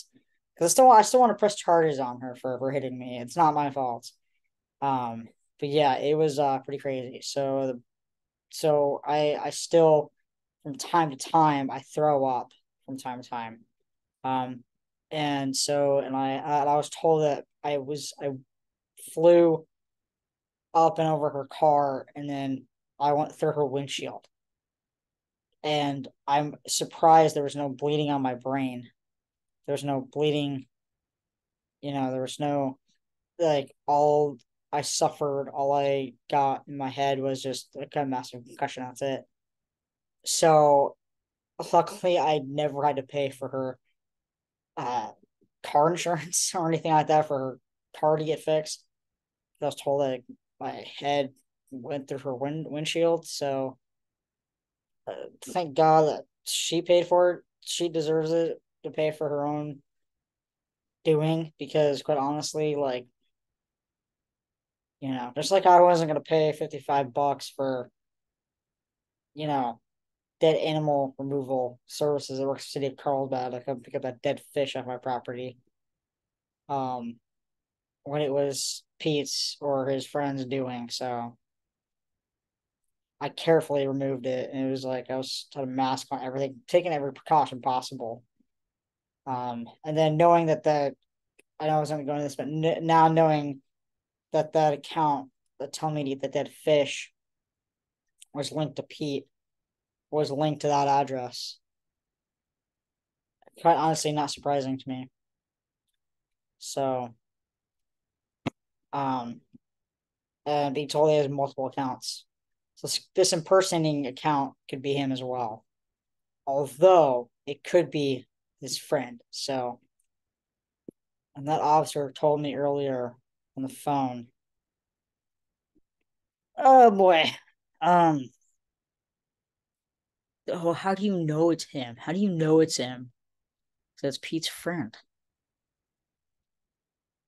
You see, like this one individual that's called the police on me millions of times, do what he wants, do what he says. But when I have to call on him, quite honestly, nowadays, it's like they're not even gonna show up. So it's impersonation. So, and now there's so many of us, which I'll go into that. I'll go more into that later, but I just thought to bring that up real quick while it's fresh in my mind. But I will talk more about what's going on with Pete and his buddy and all that tomorrow. I just want to finish this real quick. But yeah, like it was I don't know how fast that lady who hit me, I don't know how fast she was driving, but quite honestly, I'm lucky to be alive. So I throw up a lot from time to time. I get massive migraines from time to time, massive back pain from time to time. So I have to take so many pills now. Not so many pills, but it kind of sucks. I'm not gonna lie. But yeah, like my life is like it's upside down now. And now because of this whole Pete and his buddy incident, my heart rate is going up. So I have a few videos I'll share with y'all later that I took throughout the day and last night. But yeah, it's pretty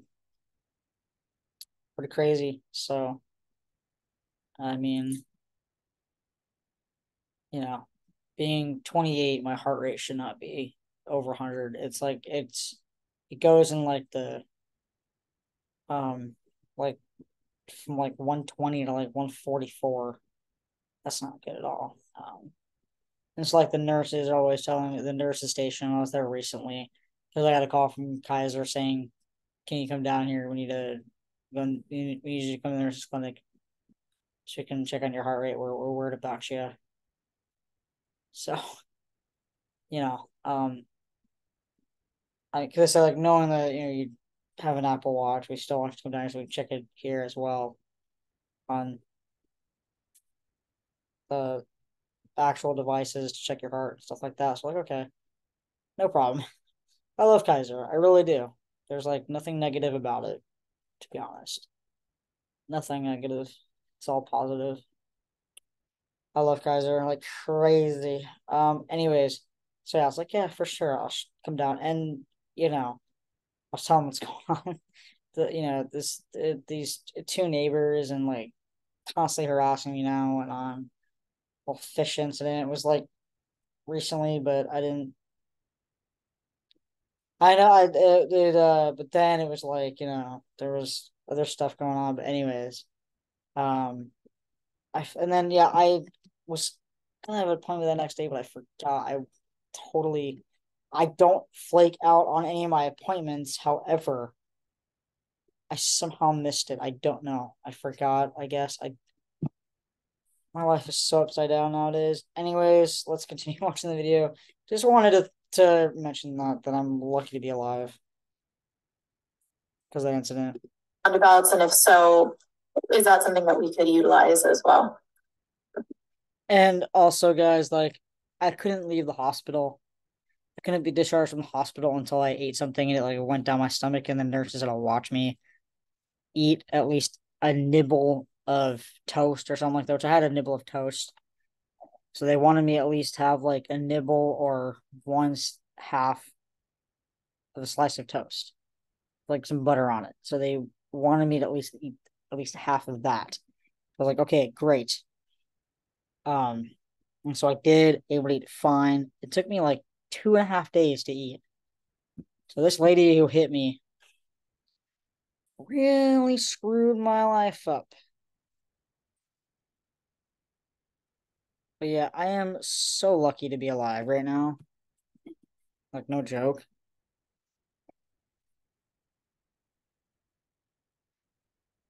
Let's go and watch the video.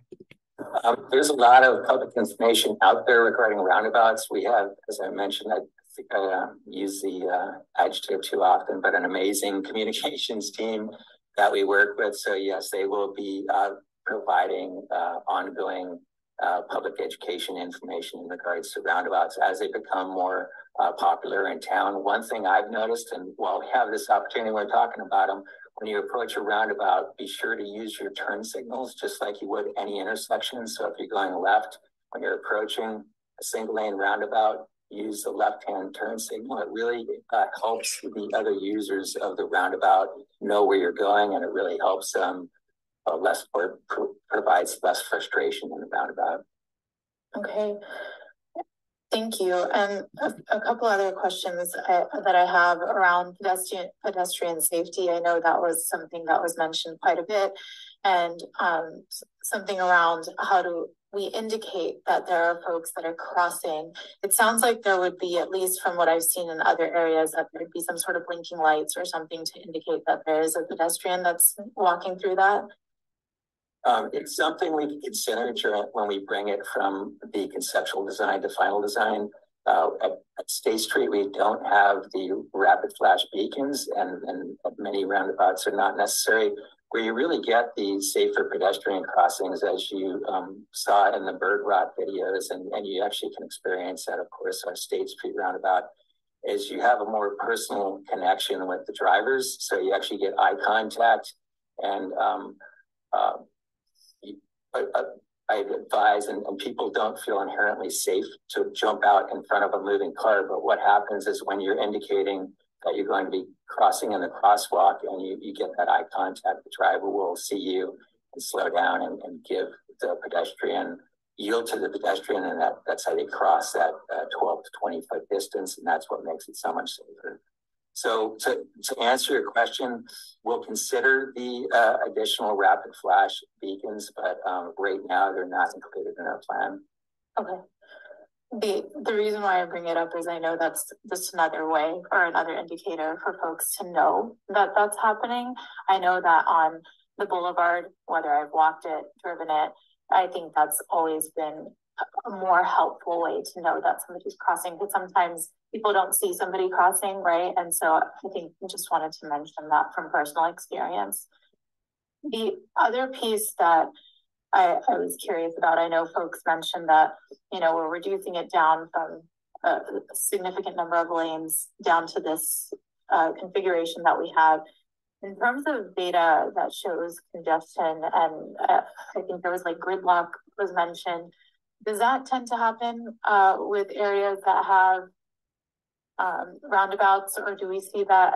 And maybe this isn't a great comparison, but does that happen more frequently when we do have a traffic signal versus a roundabout? I'd be curious to hear if you have that information. Yeah, we do have that information, and if you remember, several months ago, we had State Route 78 closed, and we had a lot of congestion in town. Because of that, we had gridlock conditions. So I took that opportunity to check regional traffic flow along our arterial network and our collector streets. And what I saw is, and it was replicated not just in our city, but other coastal cities, is that the intersections with traffic signals was where the congestion was. And that's what we have today. And so whenever I could tell you the times, and we all live it, Saturday mornings in the summer, like we are right now, southbound coming from Orange County, it's going to be gridlock. And we're going to get pretty much peak traffic volumes going down our Carlsbad Boulevard, the old Pacific Coast Highway, all the way through, because I-5 gets gridlocked.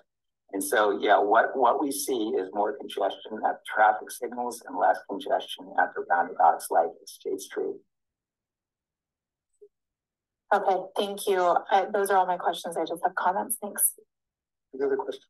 I actually do have one more. I just thought a graphic that we pulled together that shows an automation of the roundabout working.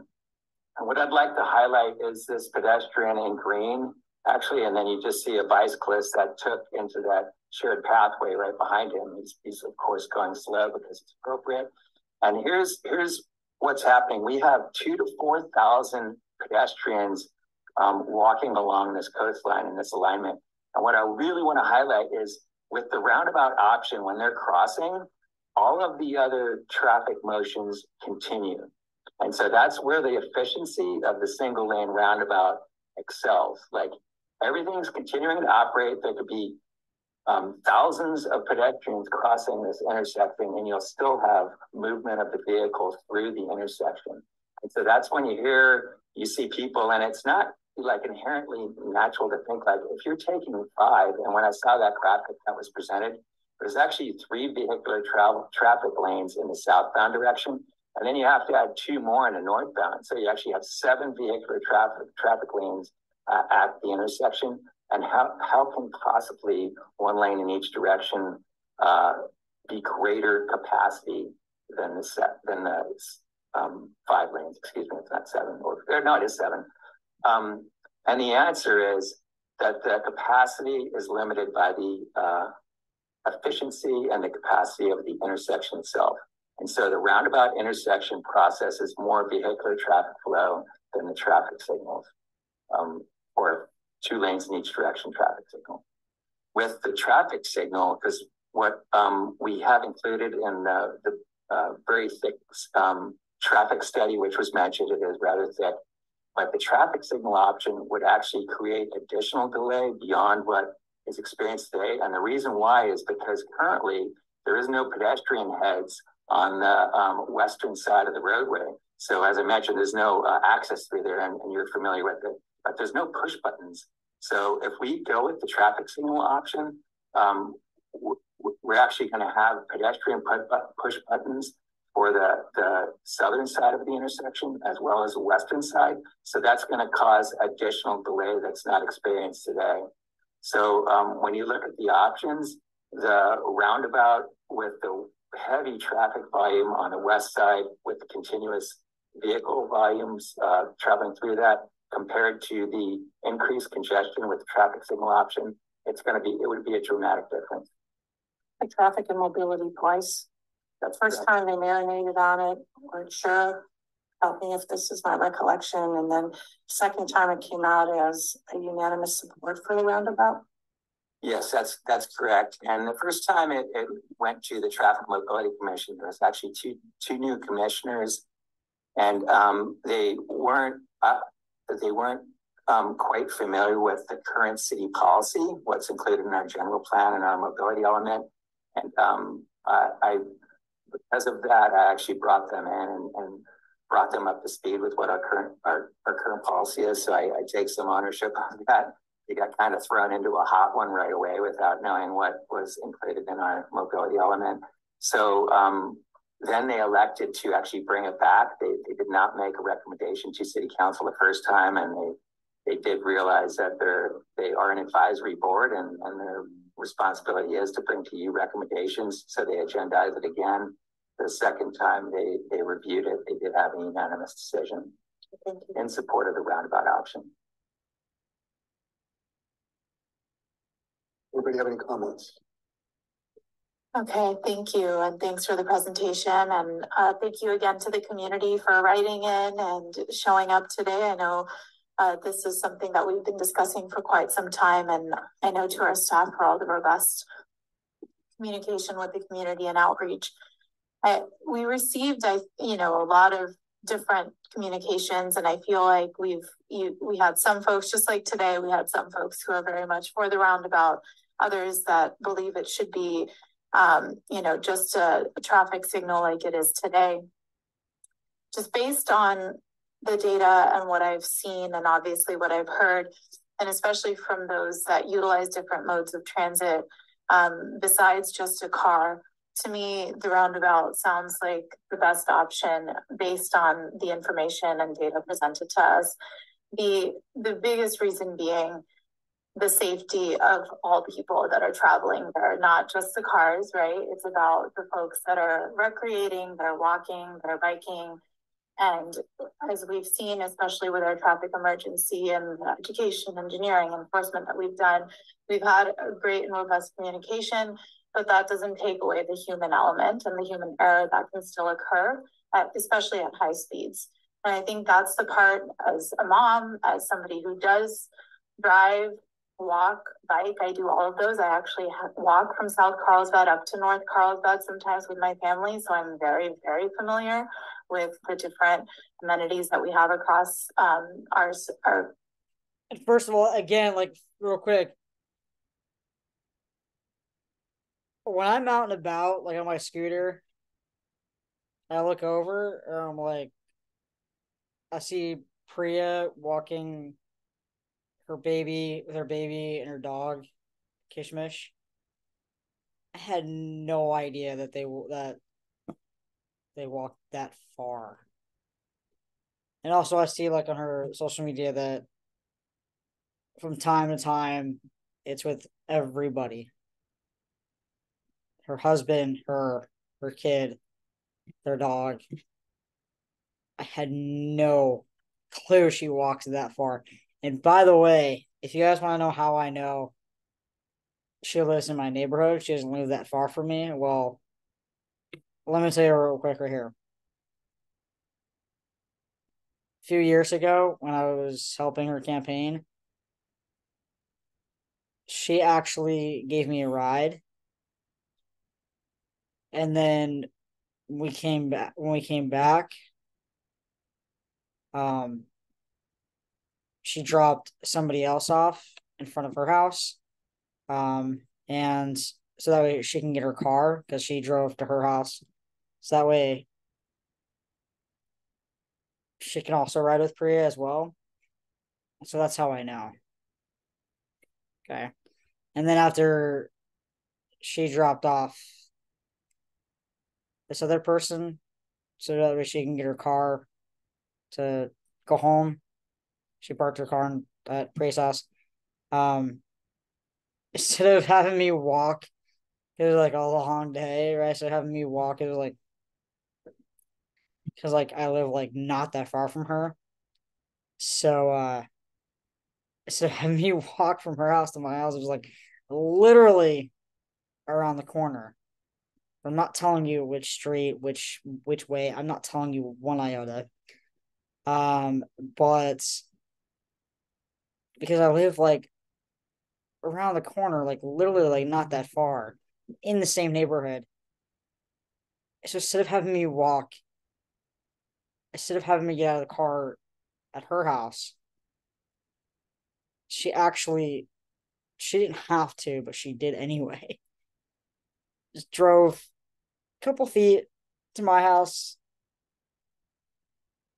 and then I got out of the car, came to my house, and then she just drove back around the corner of her house. So it was like, it was weird, but I was like, she didn't have to do that.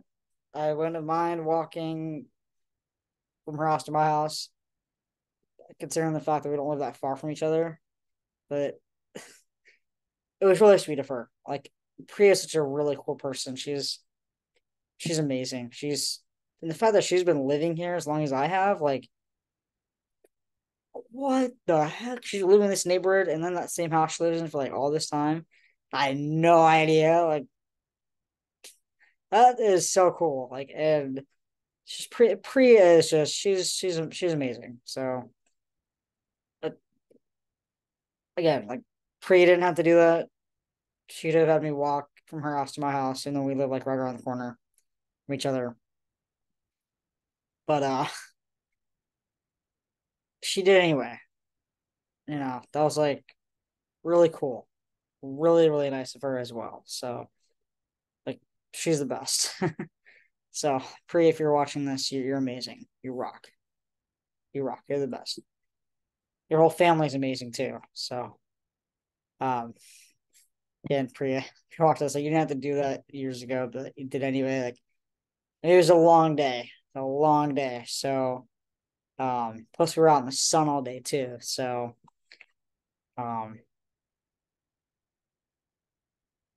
yeah. All right, let's get back to watching the video.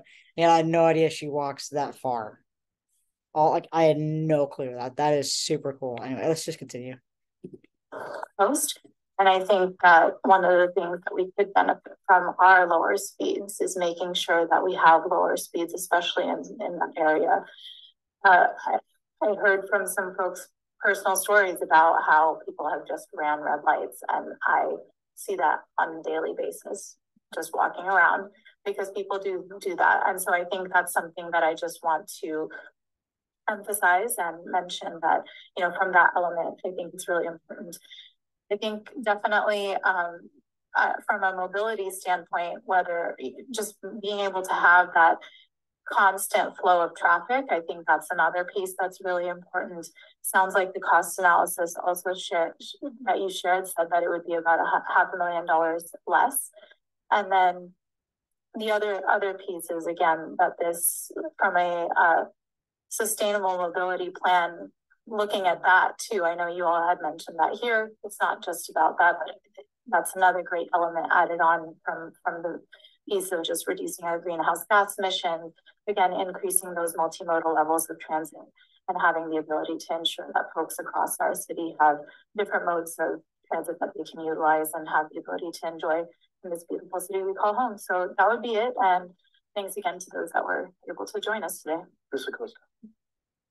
Thank you. I know that we're going down the line. I really do want to hear from Councilor Burkholder and her comments, because this is in her district. And I do think that as district representatives, you know, we know the areas that we live in the very best. I know this intersection because I visit the beach there, but I also know Poncho better because that's in my district and that's near my home. I'm conflicted. I also, real quick, so when the whole like Meat King fiasco is going on, real quick, someone on the board, the Bataquitas Lagoon, was telling me that Teresa Acosta, Bataquitas Lagoon is part of Teresa Acosta's area.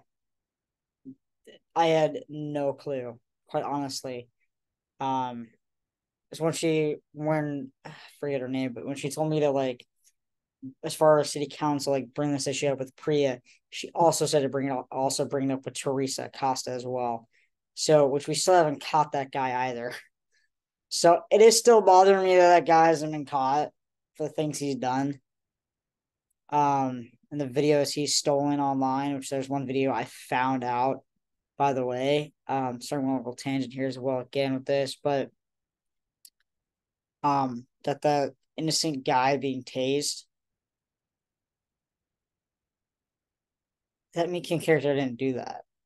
He did some shady things, spray painting the coaster and a bunch of other things, impersonating me online as well. But and accusing me of doing things and my family of doing things and whatnot. And we're not going to go into that right now, but you know,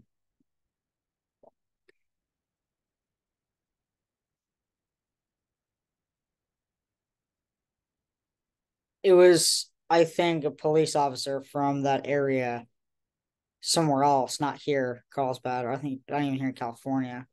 He just took that video somewhere. I don't even know. Like, just anyway, we're not gonna get into that right now. But yeah, I had no idea that the Bataquitas Lagoon area is part of Teresa Costa's air district. I had no idea. Like, I had no freaking clue. Like, I had no clue. Like, that's super cool. I thought it was just Priya, like, because like we don't live that far from Bataquitas Lagoon. So because we used to take dude there all the time. The beach is more of a thing for Cal, but take Cal, we once in a while take her to the lagoon, but lately it's always the beach. Beach is where Cal wants to be, not the lagoon. Right, Cal? You like going to the beach. Oh. Yeah, Cal loves the beach more. Yeah, I had no idea that. Anyways, let's just continue watching the. Sorry, keep talking. Do support roundabouts. I said that many times, and I voted for other roundabouts. But I also know that there's a lot of questions and there's a lot of fear about what if we put this in here and it causes more problems and it's not as good as we hope that it is. And I would really like to hear Councilmember Burkholder and the rest of the council before making a final decision. Thank you. Ms. Burkholder. Or to my colleagues before I make my final comments. Thank you. Ms. Luna. Sure. First of all, I'm in that 15% and we rock. I walk that probably 5 times a week. I used to live in District 1 and intimately familiar with that. And anything is better than what we have. Anecdotally, my walker friends and that flashing lights do not work. They do not care for them. They're very concerned for their safety. I usually side on with the subject matter experts. Mr. Frank is an engineer, and one of the other women that testified on the she's on a traffic mobility commission. She is an engineer, and the gentleman's wife, albeit an electrical engineer. The other folks, I think, did great data mining. I don't know that they are necessarily subject matter experts, but I know they're great data miners, and I support roundabouts in the right place. I don't know if this is the right place. However, it seems like there are some remedies if it's put in and it doesn't pan out. I like a beta test. I would love to have a beta test out there, have a roundabout, a mock roundabout of some sort where we don't invest all that money, and let's see how it works. That would be my option 3 preference, is let's see if all these naysayers, it's true. Or conversely, the residents that live there, if they actually see their quality of life be better. I don't know. But normally in these type of situations, I will go ahead and side with the subject matter experts. But as long as I know that there's some remedial action out there, if this does not work, one of my concerns is that this is it. It's not segmented. I mean, we have intersections down the rest of the coast. So we're going to have a roundabout, and then you come up to an intersection, and then you come up into an intersection, and you come up into an intersection. I would feel more comfortable if it was all roundabouts down through our city. So those are my comments. I've read the emails and listened to people talk everywhere in the city. I think this conversation briefly surpassed the conversation of homelessness. It doesn't matter what we decide today. Half the residents are going to be pleased. Half the residents are going to be disappointed. It's no secret that I'm very critical of roundabouts. I'm kind of a traditionalist. Mr. Frank did talk me into a couple of roundabouts a little bit further south on Carlsbad Boulevard. I came in with the idea that I would say no, that I'm having a hard time with the roundabouts. But your arguments are very good, and the arguments from some of the residents were very good. And you kind of brought me up to this 50-50 mark. But I'm going to echo what Ms. Luna was just saying. I felt okay saying yes hesitantly to some of the roundabouts further south on the Carlsbad Boulevard. This particular intersection, I wrote down just some notes. You're going to hit tourists, pedestrians, cars, bikes, e-bikes, skateboards, people lost, people looking at the folks walking around in their swimsuits. This is going to be very distracting. I just can't bring myself to supporting it. I will tell you, I'm very close to 50-50, but tonight I'm going to vote no on this. So, Ms. Burkholder, are you ready? Okay, well, I wanted to sort of get a feel from thank you. I think I was similar to you. I'm at 50%, but rather than you, Mayor, I went from super pro roundabout to, oh, I'm concerned, versus not really for roundabouts, but maybe convinced. So I think the concern with this particular intersection is that the congestion and connection of all those folks at once on bikes, and as you said, the looky-loos and the drivers and the people lugging their beach chairs across the street and their camping gear and their wagons and things. So I am concerned. I would like to see. I know we have to make change. This intersection is not great as it is. So since we have concerns about the roundabout, I'm wondering, as we're having this discussion, how people are feeling about the option 2, the traffic signal, or something that's maybe hybrid.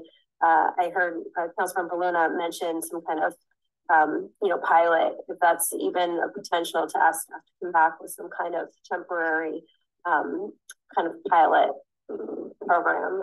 I'm not sure what the options are. And I'll go ahead and turn it over to Tom. Tom, are you familiar with any instances in which they've been able to do a pilot roundabout that's safe? I am familiar with pilot roundabout projects, and what I would suggest to council is we do actually have a roundabout that's well into design. We're at the 90% design level at the Fairmont Improvement Project. So that roundabout is planned for Cannon Road and Carlsbad Boulevard. That roundabout is well ahead of this roundabout, so it's going to be constructed first.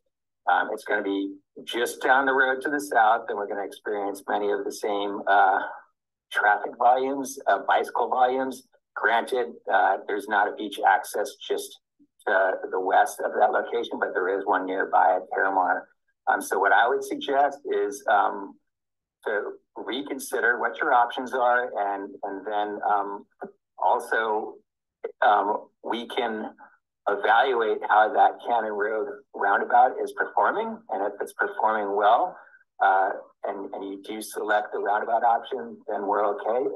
If we notice some issues or some concerns, we can reevaluate and assess what those issues are, and then bring back the issues we're experiencing at Cannon Road to council, specifically at Tamarack, and we could address what the options look, or what the issues are, what the options look like, and what our recommendations would be for council's consideration to address the issue of an interim type of roundabout. That it really doesn't work because you don't get the benefits of a modern day roundabout.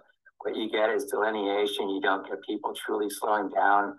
We've seen some haphazard installations of temporary traffic circles. I won't even call them roundabout because it's an insult.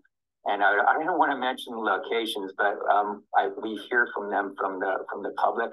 So I would strongly recommend against an interim roundabout condition, but I would recommend that we look at how the Cannon Road roundabout is performing, and then adjust based on the performance of what we're seeing at the Cannon Road. Ms. Papatel.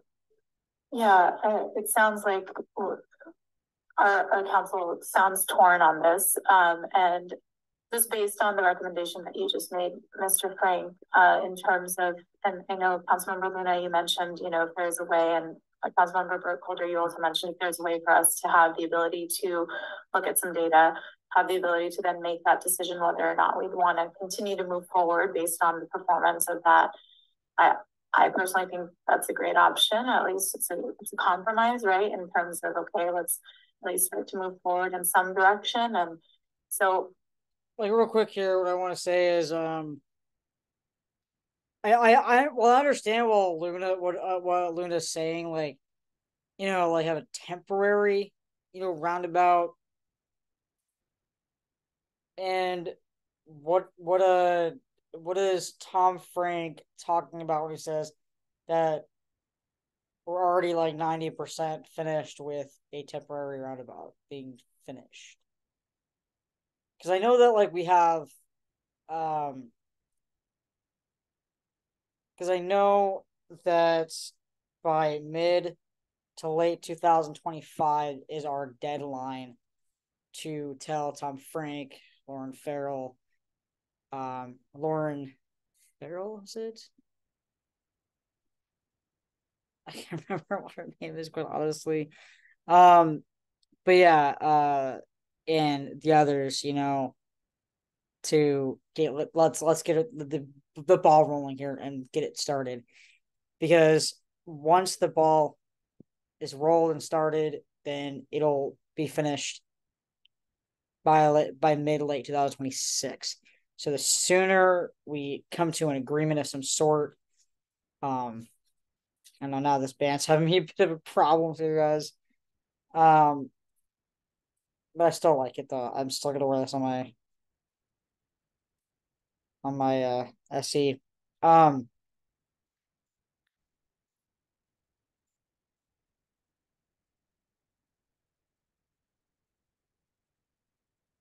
um you know, because again, our deadline, from what I'm hearing, is that, and what I'm reading as well, like in Carlsbad and elsewhere, is that also hearing from council and Tom Franklin, is that our deadline to tell the rest of the engineers and whatnot that it's a go for the project, for the two roundabouts there in Carlsbad, and on those same streets as well, is by mid to late 2025. And then once that's started, then by mid to late 2026 is when it'll be finished.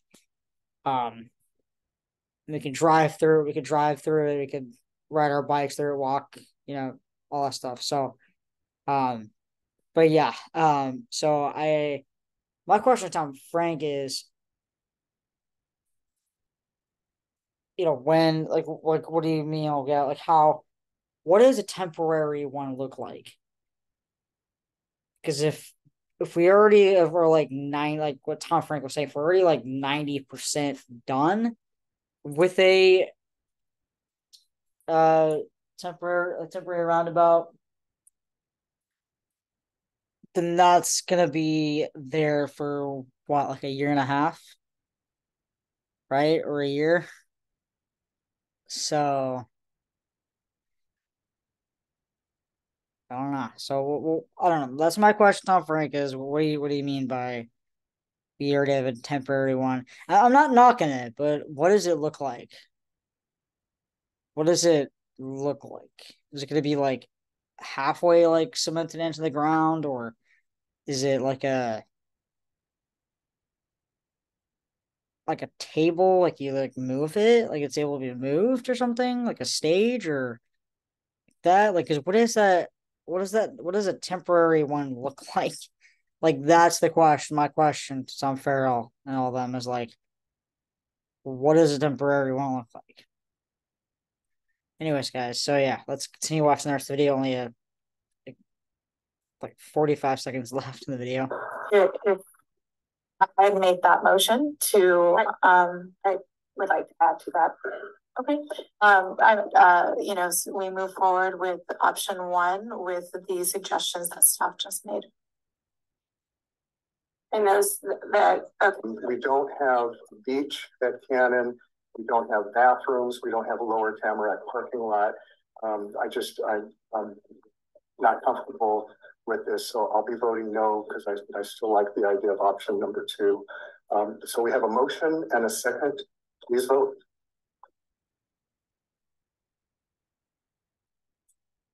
Passes 3-2.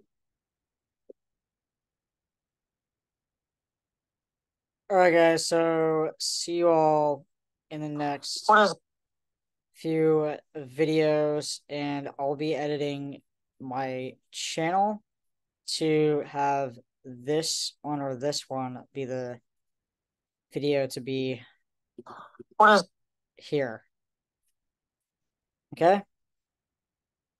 All right. I'll see you all in the next few videos. Also, so that way this video right here, especially, can get more views because 27 views in like freaking like what? Like 3 hours? Like that's nuts, dude. And again, as far as this whole situation is going on, look at all these videos about this whole situation. These 2 videos about a shirt, council, bike stuff and whatnot, city stuff, songs, Cali. So, pride.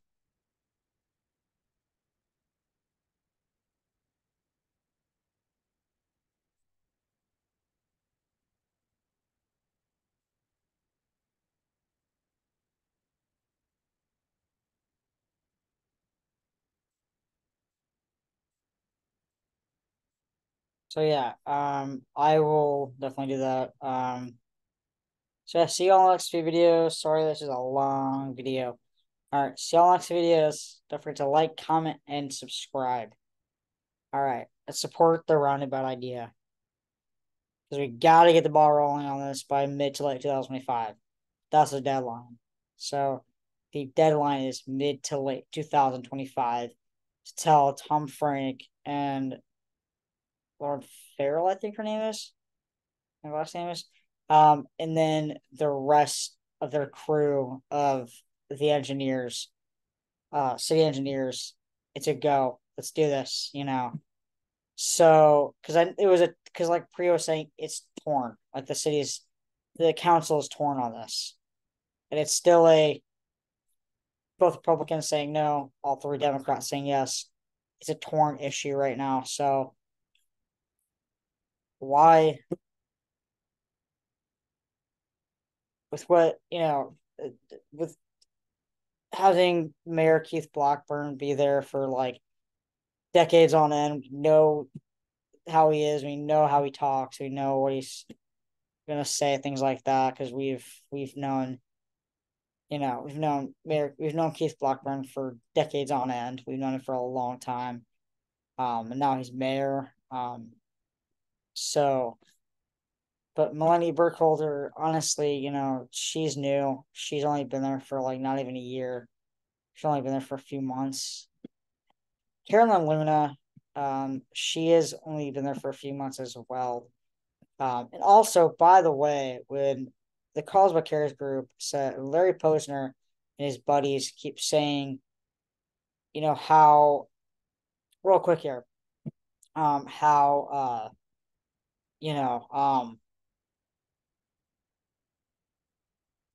they think that Barbara left because she couldn't handle being on city council. And no, Barbara left because once she was elected, she was only on there for like, it wasn't even like, I don't know if it was like even like a week or 2. I don't know, it was like really short. And out of the blue, Barbara got a call or something and was like, she's like, I have to leave. I have to go. Like, I need to resign right this second, even though I just got elected. So it was the emergency out of the blue, nowhere kind of thing where she had to be with her family right away. And she could not be on city council and be, dealing with her family emergency at the same time. So she had to just resign right then and there. And then she just got elected. So that is why. So stop taking things out of context. And to Larry Posner and his buddies, stop taking things out of context with me, with my center, with everyone else as well. And with that post about the recent post with Teresa, why continue to take things out of context with that too, and saying that Teresa Costa taking a selfie in front of the Dove Library. Why say that, take that picture, that selfie out of context, though she's happy about people dying of heat? No, she's not. She's letting people know clearly in the post, her Facebook post on her city council Facebook page, hey, like, here, this library, one place to hang out in the heat. Right? So just like going to the movies, right? It's the Sinopolis, right? I went again today, right? Go see that movie again. So it's, some cool in there. And it's in the summertime, going to the movies and like not bringing a sweater is kind of weird, but in the summer, it's kind of worth it. It's like the summer is like the only time you can go to the movies and not bring a sweater because it's like it's cool in there. They have to keep it cool in there. So yeah, I mean, senior center, the library, mentioning those two places to go to hang out in this extreme heat wave we got going on. So it's that's what she's just doing. She's just letting her community know, like, look, this library, it's one of the places you can go to for air conditioning. So I mean, it's like Larry Posner and his friends have got to knock it off. Anyways, this has been a really long a video as it is.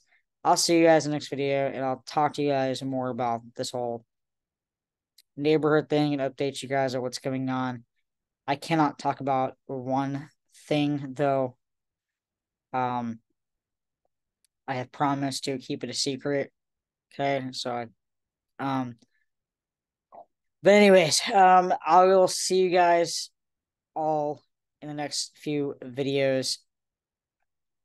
It's been another day where I had to meet a couple people, really nice people in the neighborhood, which are actually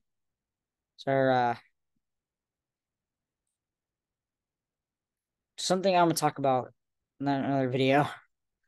So for those who live in my neighborhood, you'll know what's been going on.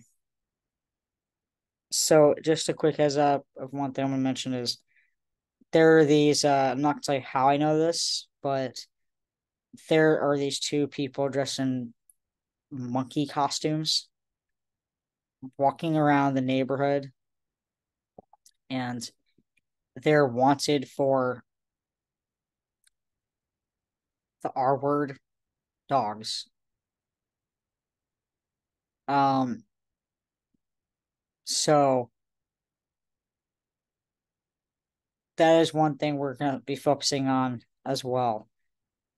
And I had no idea if that's why they're walking around like that. Like, it's not Halloween, it's not October in general, it's not Comic-Con, it's not a Pride event. So, why? And it's like the only time you should be really walking around costumes in general is in a neighborhood. It would be like for Halloween, right? So it's not Halloween. It's not the month of October in general. It's not a Pride event. It's not a convention, furry convention. So why would they be walking around dressed like that? And then I was told that that's why. That's really messed up. And they're wanted. And they're can be they're facing life in prison. Um so yeah, besides those two people, the police are also going to be looking at Pete and his buddy for life in prison as well. And I asked that, I was like, and I'm not going to tell you who, but at least one officer was telling me what I wanted to hear, what needed to be said. Well, there were a lot of other officers are on Pete and his buddy's side, basically. But at least one is actually on my side, so which is good. I'm not telling you who it is, for privacy reasons, safety reasons as well. I promise to keep it a secret, so I'm gonna explain everything. So without mentioning, but yeah, so And also Pete and his buddy are going to be looking at getting a warrant out for their arrest and getting a TRO against them for me. So TRO against them for me without me having to, do anything, like spend any money or something like that would be great. Because I don't this one individual, I've had so many instances with the judges, certain judges, that quite honestly, Judge Murtask, Judge Laura E. Duffy, that judge with the short black hair, Judge Murtask, the first floor, Department number 10.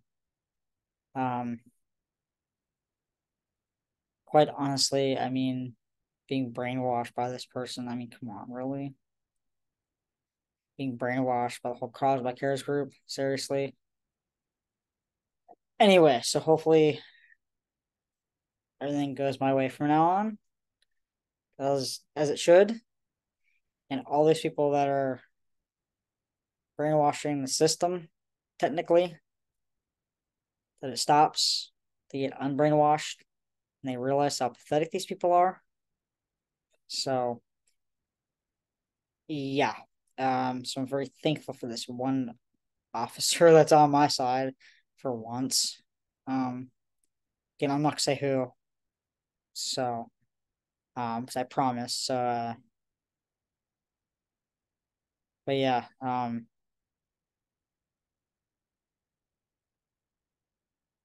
So, anyways, I'll see y'all next few videos. It's getting late.